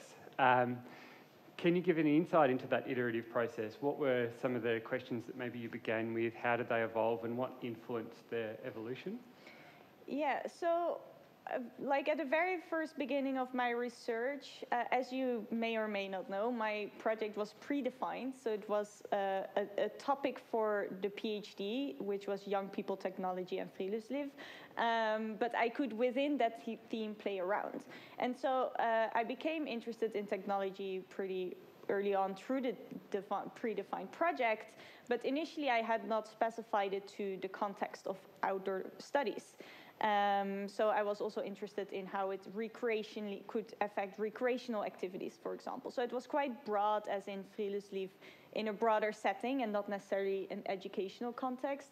But then COVID-19 hit very soon into my research, and it complicated a lot for the pedagogical practices. And so I started reading more up on mobile learning and the use of technologies in education.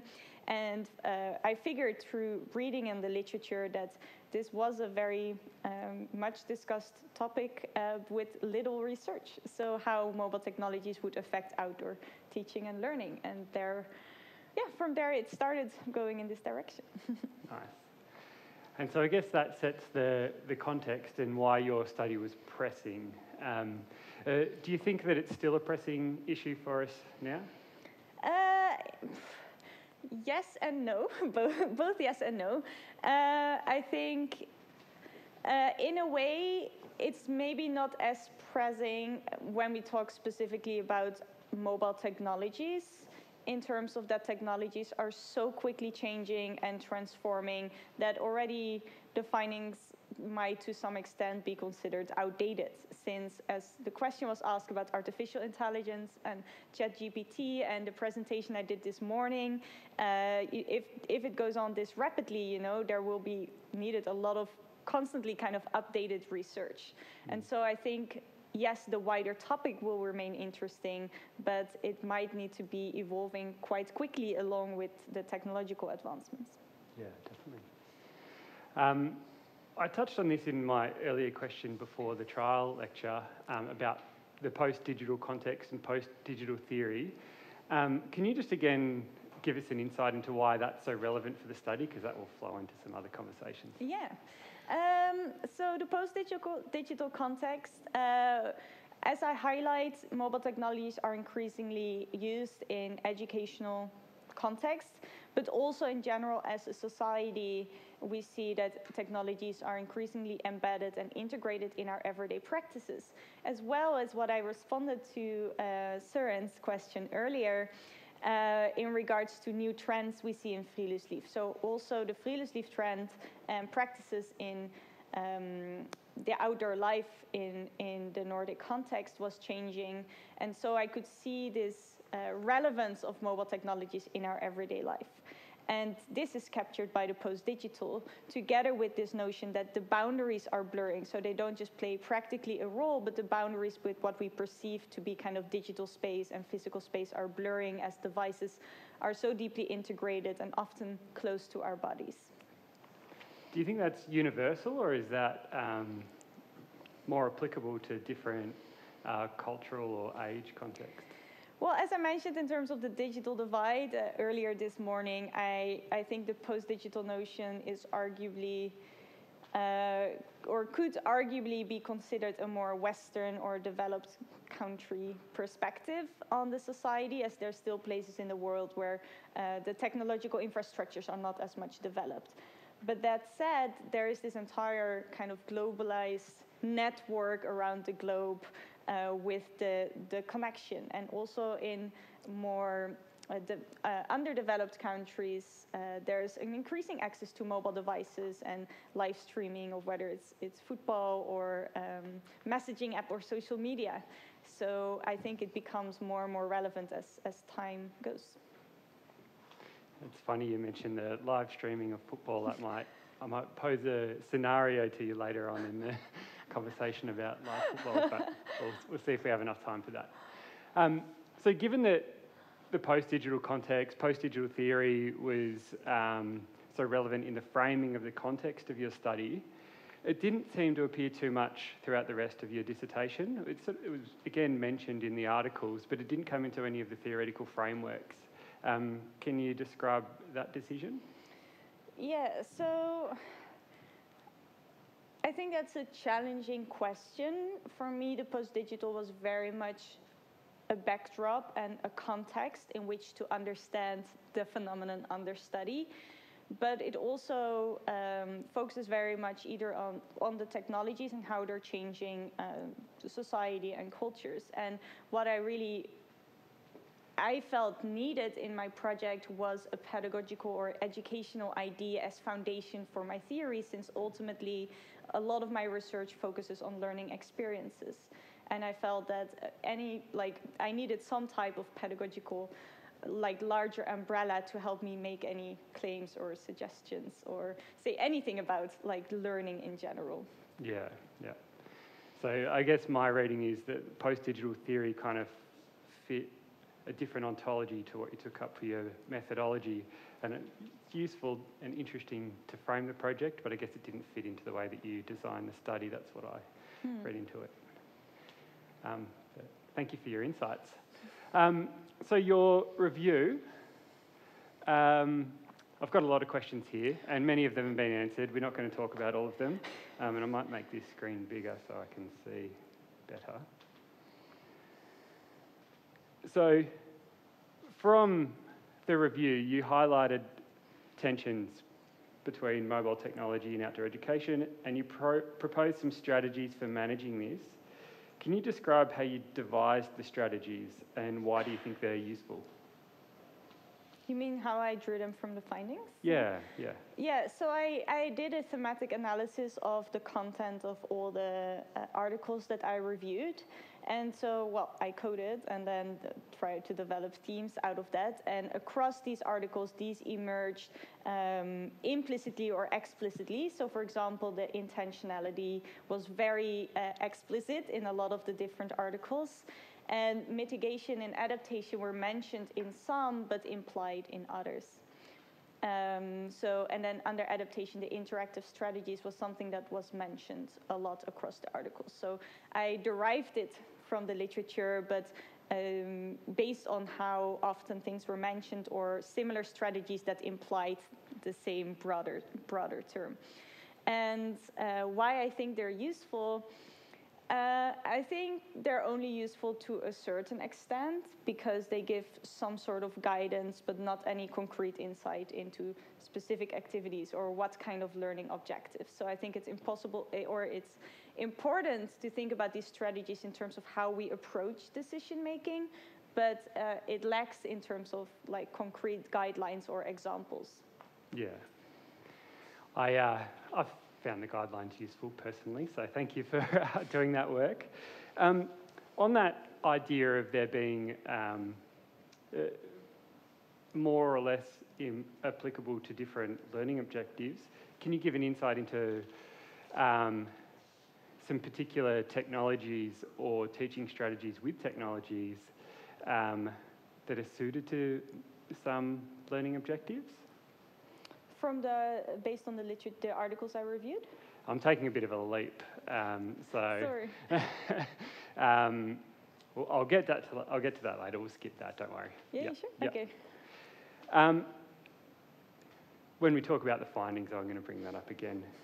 So we might look at how did the literature guide the rest of your study? Because intentionality in particular became a common theme throughout your project. So how did this review guide your study? So the primary way in which it guided my study was based on the gaps I identified in the research. So one thing I found was the focus on young children and kind of playing and learning with mobile devices, or the gamified use of mobile devices. And there were some studies with teenagers, but there was a lack of research, like I said, with adult learners and in a higher education setting. So this became for me a way to narrow down my focus, because quite a lot of research had been done with children learning outside the classroom and the use of mobile technologies, as well as a lack of student voices, which actually encouraged me to also focus on students and not just think about the educator's perspective. And yeah, the lack of kind of insight into the argument that mobile technologies place a barrier between learners and nature was used or came up repeatedly in reviewed studies, but didn't give really any insight as why or how that might happen. And so that encouraged me initially to go into the post-phenomenology. So kind of to theorize that more deeply.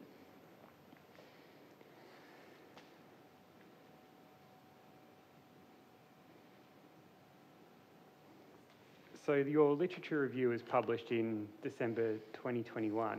Do you think much has changed since, and how might your review look now? And the AI question that came up earlier kind of relates to this. Yeah, so it would have changed definitely since I started doing this. Like I said, technology changes so quickly, there's a risk of findings being outdated. And of course, this is a 4-year PhD and not like a paper you write within 9 months about something that's very, very timely at the moment. So I think there was definitely a risk there, which is why I did kind of not like another systematized review, but I kept up to date with studies on this topic, and I synthesized them in my dissertation in the findings section to add to what research has already or what research had been done since the research. And I think that changes now all the time. Like after I wrote that, there was already the paper about ChatGPT that across the world that I think CERN was also a part of, and I know that Dave Hills was a part of it, and Simon Beams. So this, as technology updates, more and more research comes out, and I was not able to stay up to date with everything to address in my research. So I think it would have changed like the focus or maybe the type of technologies, as technologies can suddenly boom, and then they might have been relevant or not. That, yeah, it's hard to say afterwards. Yeah, definitely. At times, the findings from the review were echoed throughout the empirical aspects of the thesis. And then you also mentioned that you presented your article to your colleagues. Did you do that before you interviewed them? Well, the exact timeline I'm not entirely sure of, but possibly at least some of them. Yes. I think part of it, and I think this is, like I said, there's been, with the insider researcher, the distinguishing information derived from my interviews versus what was discussed at the office. Of course, there was a risk with if they would know about my literature review, that it might influence the responses they gave. And although I don't see any benefits for them to just change their personal perspectives or experiences based on that, I think the one thing that might have influenced it is the terminology, so that is used to describe things. So for example, intention also came up often in interviews, not just in the ones with my colleagues, but also in the ones that I conducted with people I didn't have a relationship with or hadn't presented my research to. So it might not have made a big impact, but of course it can have led to the using certain words or ways to describe their perspectives. Yeah. Yeah, definitely. So Glenn Thomas, in writing about intentionality, wrote that sometimes the values we espouse are different from the values that we practice, and that's where intentionality is an interesting thing. Do you think that maybe people said particular values about technology or not using technology that they're espousing, but maybe their practices are different? That's very interesting. I didn't necessarily get that impression. I had a thought come to me, but it slipped my mind again immediately. Not necessarily, but I got the impression that, for example, educators, or at least from the students' perspective, so this was not my perspective, but some of the students mentioned and this came up in 2 of the focus group interviews, that it seems like educators want to integrate technologies because they think it will make learning interesting for the generation that they're teaching to. And so, like, it doesn't not necessarily that educators think like, oh, it's relevant or we're really interested, but they're like, okay, you know, like, I don't know, have to be timely. And that was not educators who expressed this, but sometimes the students say that they got this impression from teachers. And so I think when educators say they're interested, it could have been interesting to think about where that interest comes from their own, or do they really think it's valuable, or do they want to explore it, or do they want to adjust to new generations that they're teaching to? Yeah, definitely. This was something else that I've been thinking about throughout the day, that students highlighted that the digital detox was some of their most meaningful experiences. There's layers of complexity. Other students felt pressured by the social expectations. There was a negative influence of a connection to nature and with peers when technology was involved. So that was some of the findings that you discussed in various aspects. From a student perspective, do you think that mobile technologies are maybe a fad that educators and educational institutions are caught up with in this excitement and the possibilities, and maybe even the marketing of big tech, and that it's maybe not that beneficial for the students? What do you think about that? I'm not sure. Purely from the accounts of what the students told me, I think it illustrates quite clearly there's an interest and they notice benefits from having those tech-free moments, and they're interested in that. But also, like a lot of us, I think, they're very used to using their phones and having it at hand, and it becomes a habit to just wake up and the first thing you do is check messages, and they illustrated that in their examples. So there's a habitual use, there's the value of sharing experiences versus the pressure to share experiences. I think students experience this in slightly different ways. But I think more so than illustrating kind of that it's a fad or something, my impression was thinking about the context of the study is that these are adult learners that already have, they're not teenagers that are just playing games all the time on their mobile phones or something like that.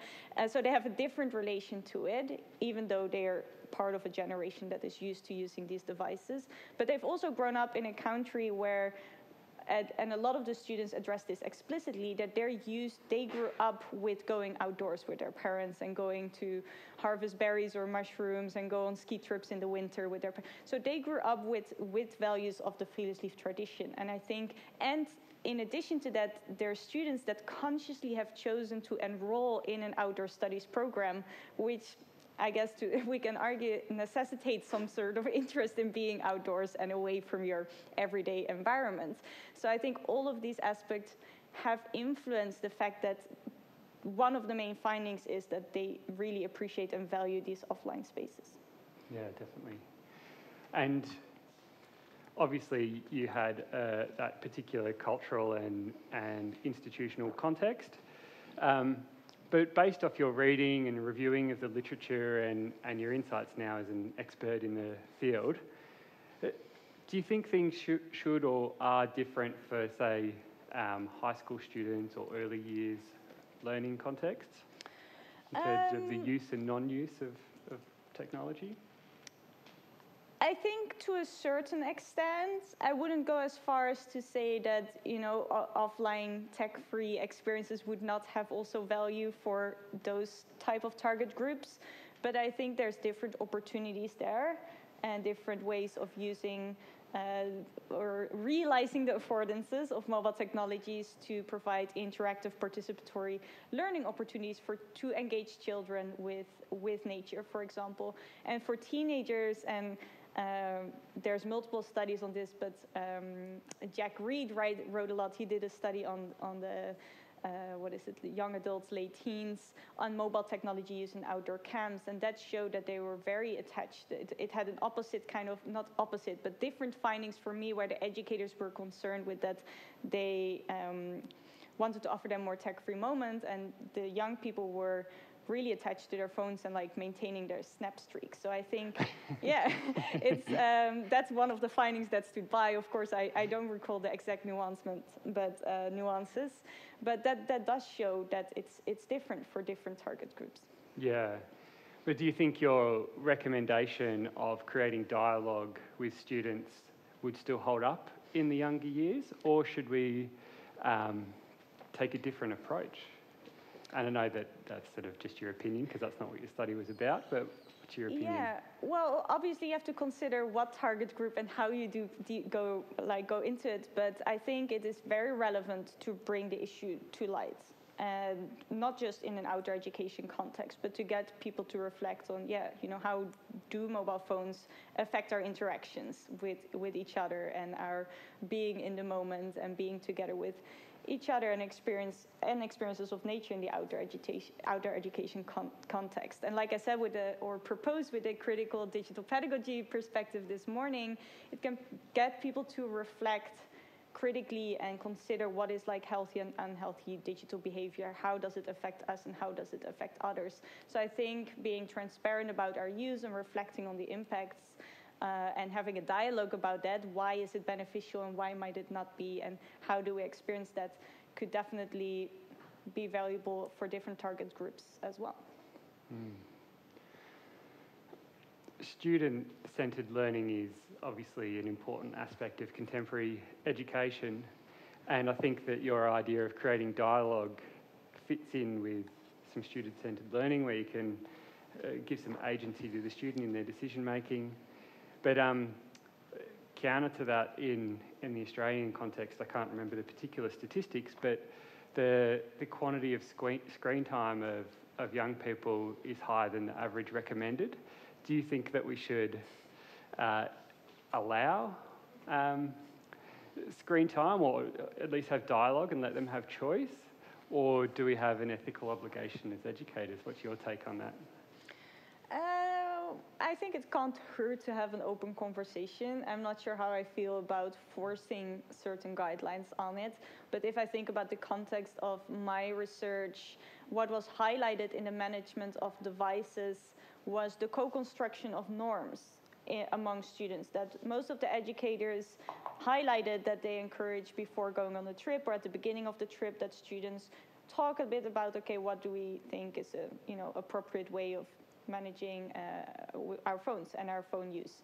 And so and educators actually perceived, I thought this was interesting, this as quite positively, that that the mobile phones or smartphones are not used actually that much. Obviously, it's always not always practical outdoors while you're paddling or kayaking or whatever, or in the winter mountains. So there's practical aspects to that.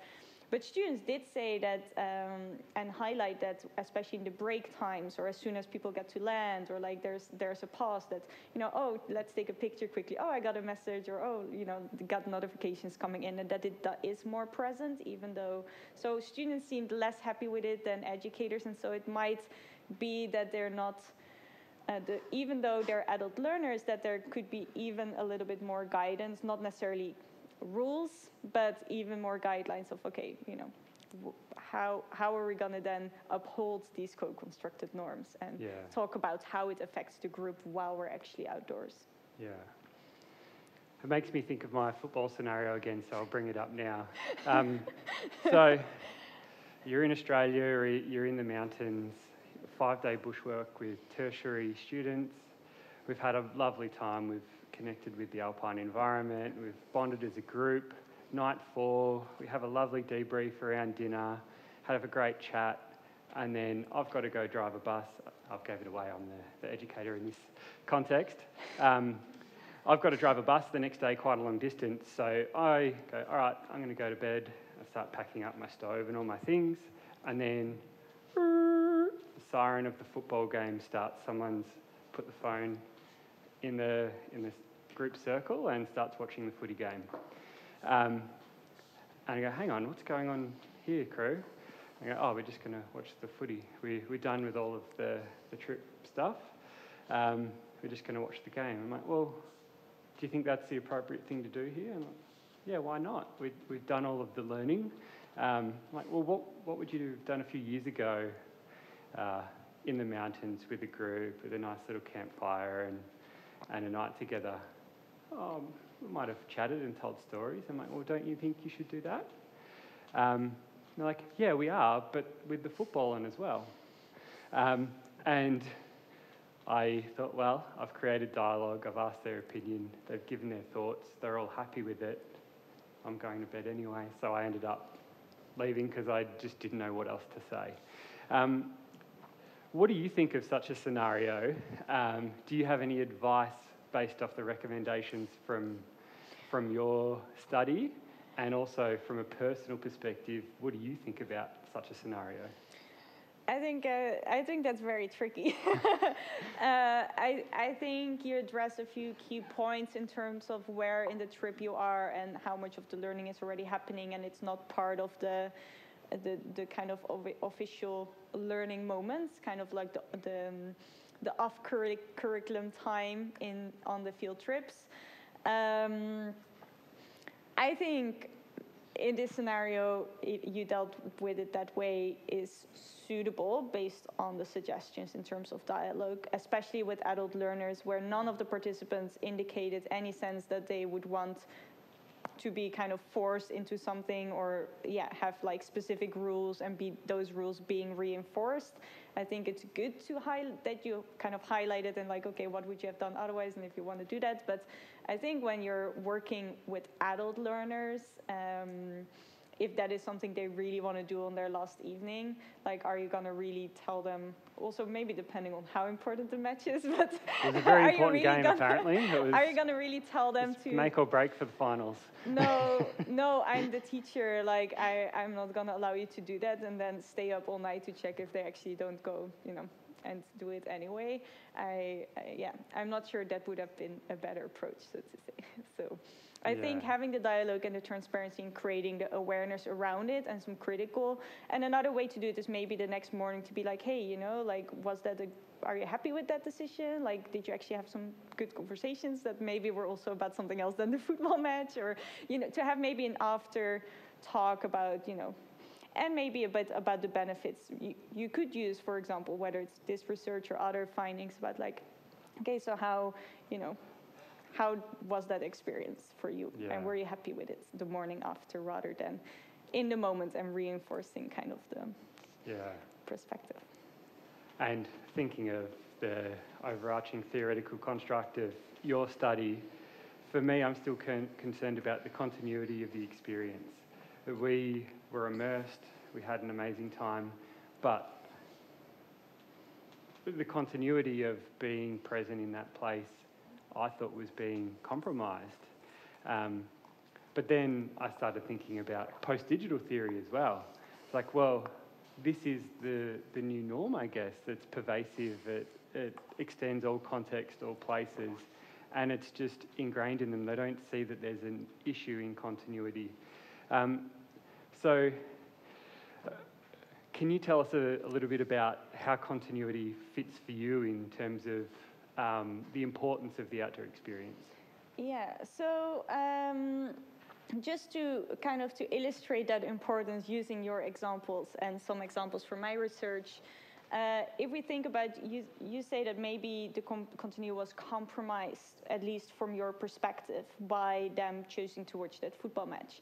But also, I think what is important, especially when we go back to the issue of, or the notion of transparency and dialogue, is that even if there might have been kind of a negative experience or a limitation of the peer interactions, and there has been a dialogue about it, that can still continue growing, even though, you know, there might have been a disruption or a distraction happening through the technologies. And so I think it can be kind of a bridge where even if there's interruptions, and I wouldn't describe it as negative experiences, but where maybe the use of technology interferes with the learning objectives and the activity, that they're still, through talking about that, they can enhance that critical thinking in students, which can then inform, again, their future decision-making in future experiences and actions. And so I think that's an important part of the learning, as it can encourage the reflection, which of course is part or central in Dewey's thinking in order to achieve continuity. And for my, if I think about my data, there was one example that stood out, which I think I describe in paper 4, where a student really loved this technology-free 24 hours and took a friend outdoors to have the same experience. And so by having certain experiences, they can seek further experiences and even encourage others to do so too. I like that idea of it, even though it might not be my ideal outdoor experience at promoting critical thinking. If I think to our curriculum context in Australia, part of every subject that we have at my university, there's the learning outcomes, but there's also graduate attributes. And one of the graduate attributes, so attributes that we want to have all of our students possess at the end of their degree, one of them is critical thinking. And so I guess it's not specific to the curriculum of a unit, or the learning outcomes of a unit, but it's specific to the graduate attributes that we might like our students to possess. So yeah, I like viewing it as an opportunity for dialogue that can lead to critical thinking. Yeah, thank you. I've definitely gone on a few tangents away from my notes, so that's okay though. One of the things that I'm really interested to ask you, I'm going to keep going off notes here, is actually no, I'm going to come back to this later. We'll go to paper 2. All right. You've already spoken quite a bit today about technological mediation and its relevance for outdoor education, so I don't think we need to rehash that old ground. But I'd love you to point to some more of the future possibilities or benefits of this framework that you've created. What are some possible applications? Does it have applications for research, or is it just for practice, or is it just for critical thinking in terms of our use or non-use?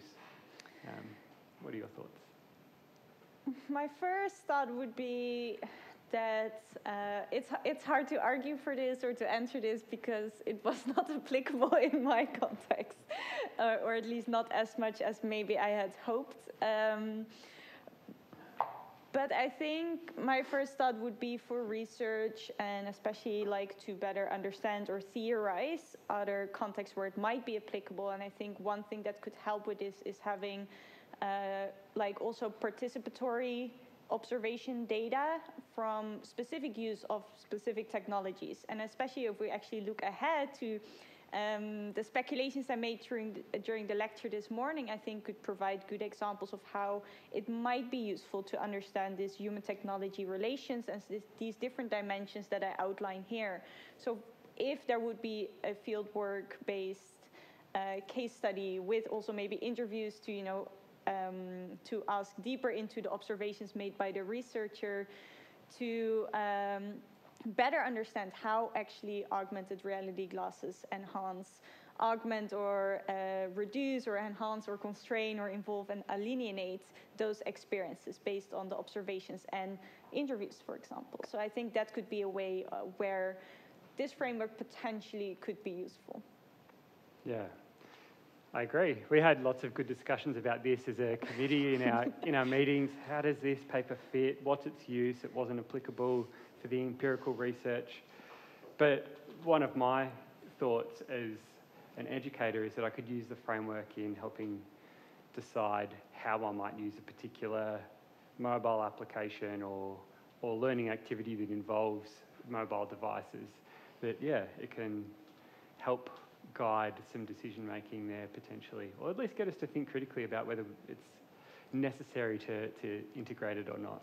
So, yeah, thank you.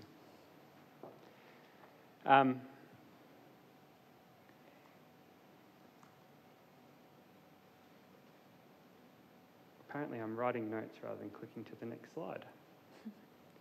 What was that about? Technological competence of educators?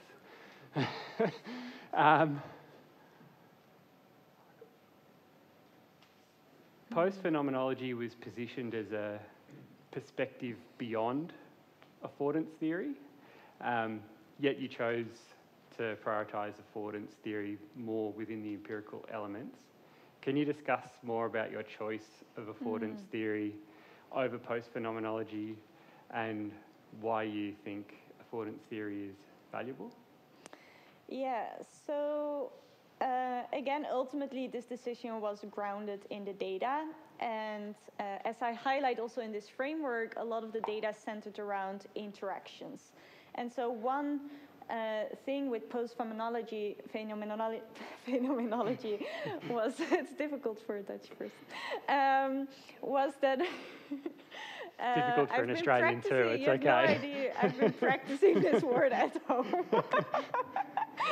Surely they could have come up with a different name for this concept. I'm just going to say this theory. No, is that it focuses a lot on the role of devices.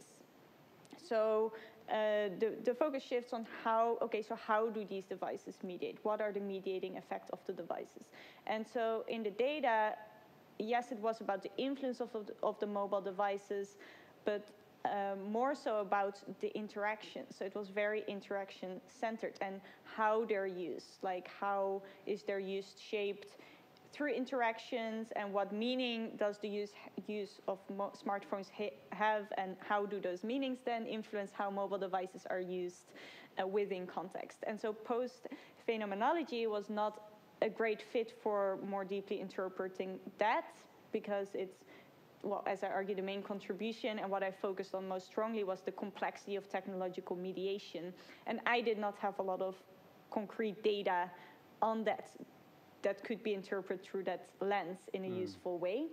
And so affordance theory helped me to really understand the possibilities for action and how people perceive those and also realize those based on their knowledge and skills, but also on the interactions and the wider context. And that's why I chose it. Thank you.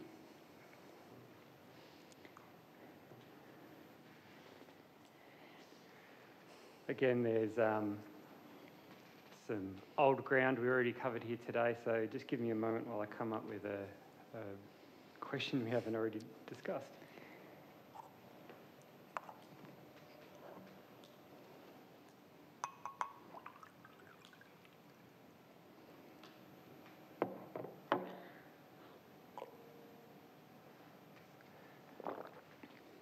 Søren discussed this a little bit, but I want to probe it a bit more and maybe take it in a different direction. Were there any findings, or I guess more specifically, conversations that you had with educators or students that surprised you? Were there any outliers or any perspectives that didn't fit the main themes or narratives that you think are interesting to note and at least consider? I'm not sure to what extent I have to elaborate or can elaborate more on this than how I answered it. So what was surprising for me as well, having read a lot about the friluftsliv background and the history and the cultural integration or value of friluftsliv in Norway, that actually educators were maybe more open to it than I expected, and that I maybe had expected, based on research I read about young generations and Gen Z and the use of technologies, that I'd maybe expected more positivity about mobile devices and interest in it, and so that was quite surprising for me. And maybe not so surprising that there was indeed an interest in tech-free moment, because that is something that I knew from the literature and from the background of friluftsliv that was valued. But yeah, I think it was kind of somewhat surprising to what extent a lot of the educators were open to. I think one other thing that I was not necessarily thinking about or anticipating is digital competence, or like the competencies and kind of guidelines for educators. So this is something I decided to not focus on too strongly, because it was one of the minor findings or like smaller themes, and so I had to cut off some things. But I hint at it here and there, that one thing that stood out was that there was no specific guidelines, or like that educators, the use of smartphones is largely based on their own interest in it. And so some educators might use it, others might not, and so there's not really, within the different departments at each of the institutions, none of them had one way of approaching mobile devices or smartphones. And another issue that came up is that they have to explore it in their own time. And so learning about devices, as well as teaching teachers to effectively use mobile technologies, is time and resource intensive.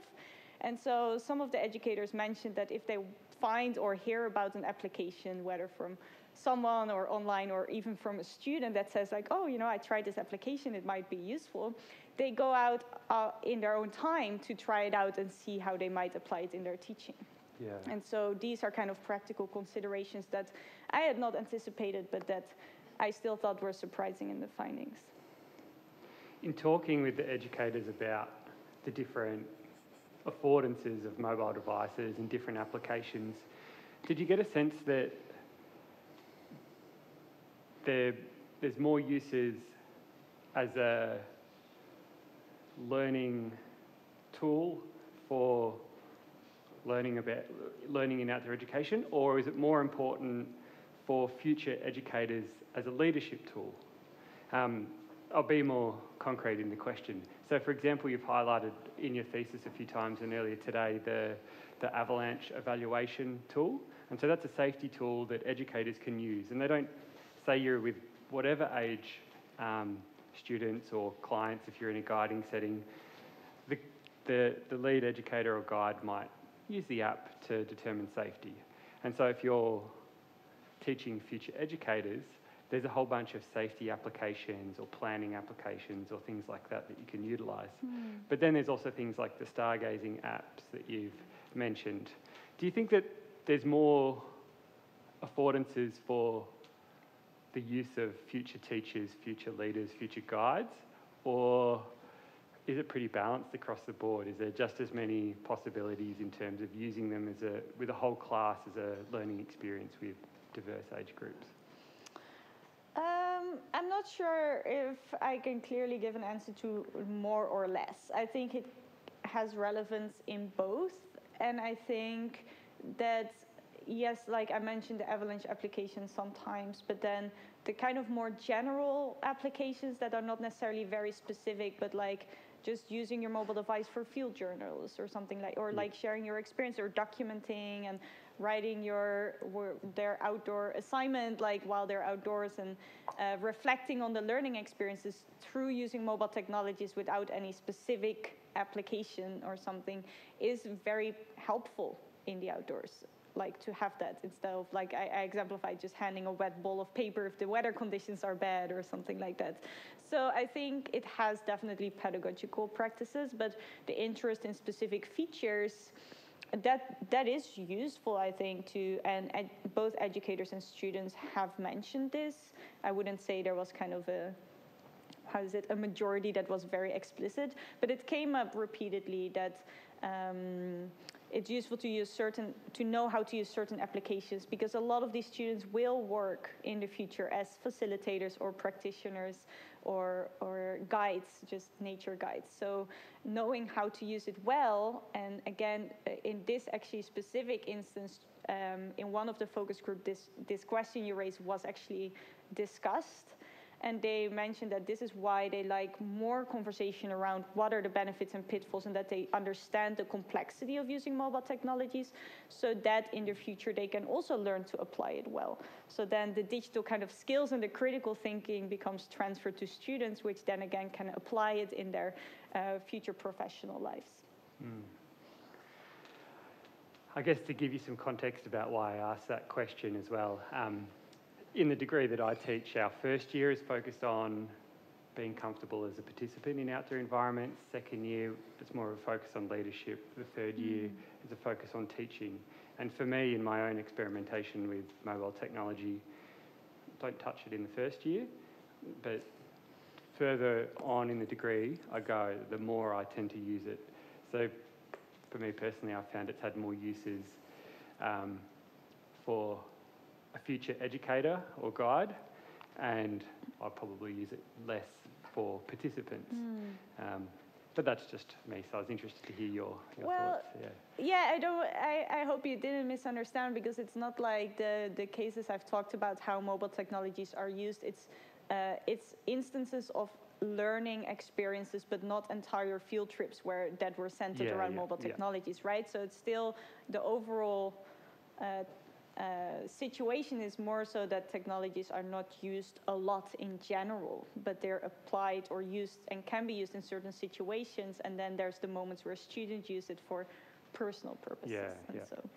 Do you think that there's, I guess, any trends that they're more applicable on longer journeys or shorter outdoor learning activities from the campus, or particular environments, more likely to use it in the alpine, less likely on a river? Do you think there's any trends that way? Did you notice any in the discussions that you had?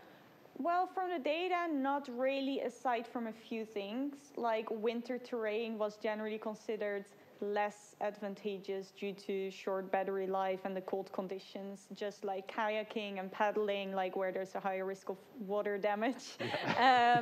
So those were mentioned, but that said, like the application for avalanche training was considered useful. But yeah, there is, I think, always with the outdoors, and that maybe responds to your short trip, long trip, and the notion of background relations I discussed earlier or presented earlier in the lecture, in terms of how we can anticipate having technologies with us, and like things like electricity or having power on a long trip to fuel our mobile technologies are things that should be considered. And so longer trips would automatically be more disadvantageous because of the battery life and then the weight of carrying potential power banks and so forth. So there's practical considerations connected to those situations, I would say. Nice. How are we doing for time? Oh, here we... All right. We've been discussing some of this stuff there.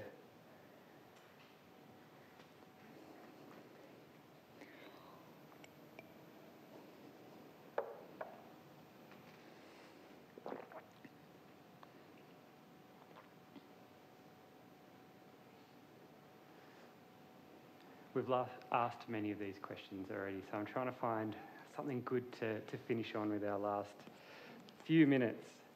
All right, we might go with the suggestions for further research. We got an insight into outdoor education in 2034. What research should we do to best place ourselves to be doing the best job we can as outdoor educators in 2034? So, well, I've already mentioned like conducting more research on advanced technologies, more advanced than just mobile technologies, but looking into AI, virtual reality, augmented reality. How can it create opportunities, for example, to get people to experience places that otherwise they might not be able to visit? I think would be very interesting.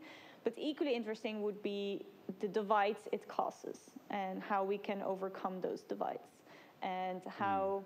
And that brings me to another future research that I've proposed in my dissertation as well, is different contexts. So how, okay, we can focus on all of these things, but how is that for areas where technology may not develop that quickly and that much? And how does outdoor education look like there, and how might it be influenced by these technological disparities. So I think those are interesting and relevant and important places to start for future research.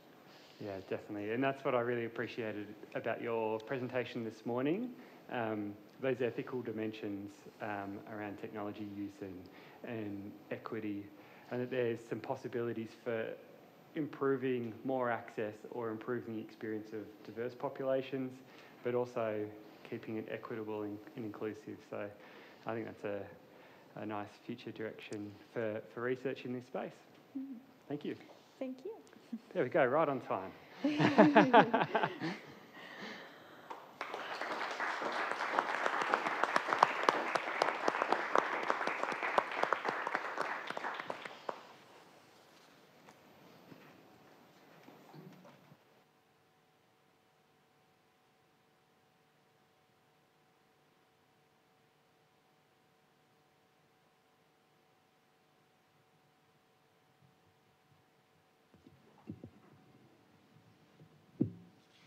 Thank you very much to the second opponent for your questions, and thanks both of you for a very interesting discussion. And to the candidate, now can you relax? It's well deserved.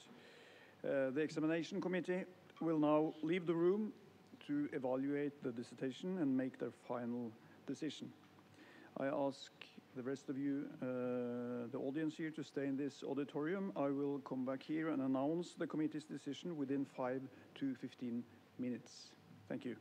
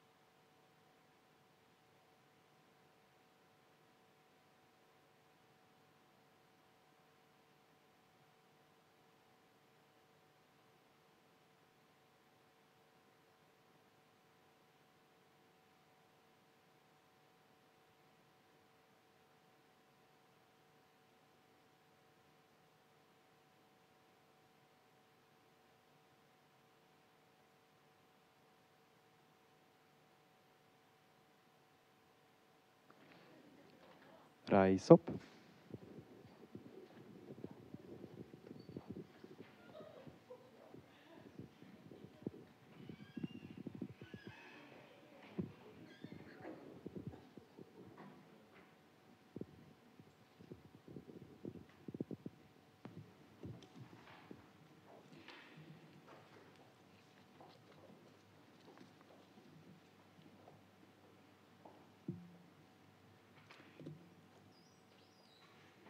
The examination committee has found Imre van Kraalingen's dissertation of October 24th, 2024 satisfactory. So, as rector of Norwegian School of Sport Sciences, I hereby award Imre van Kraalingen the degree of Doctor of Philosophy, PhD in Sport Science. Congratulations.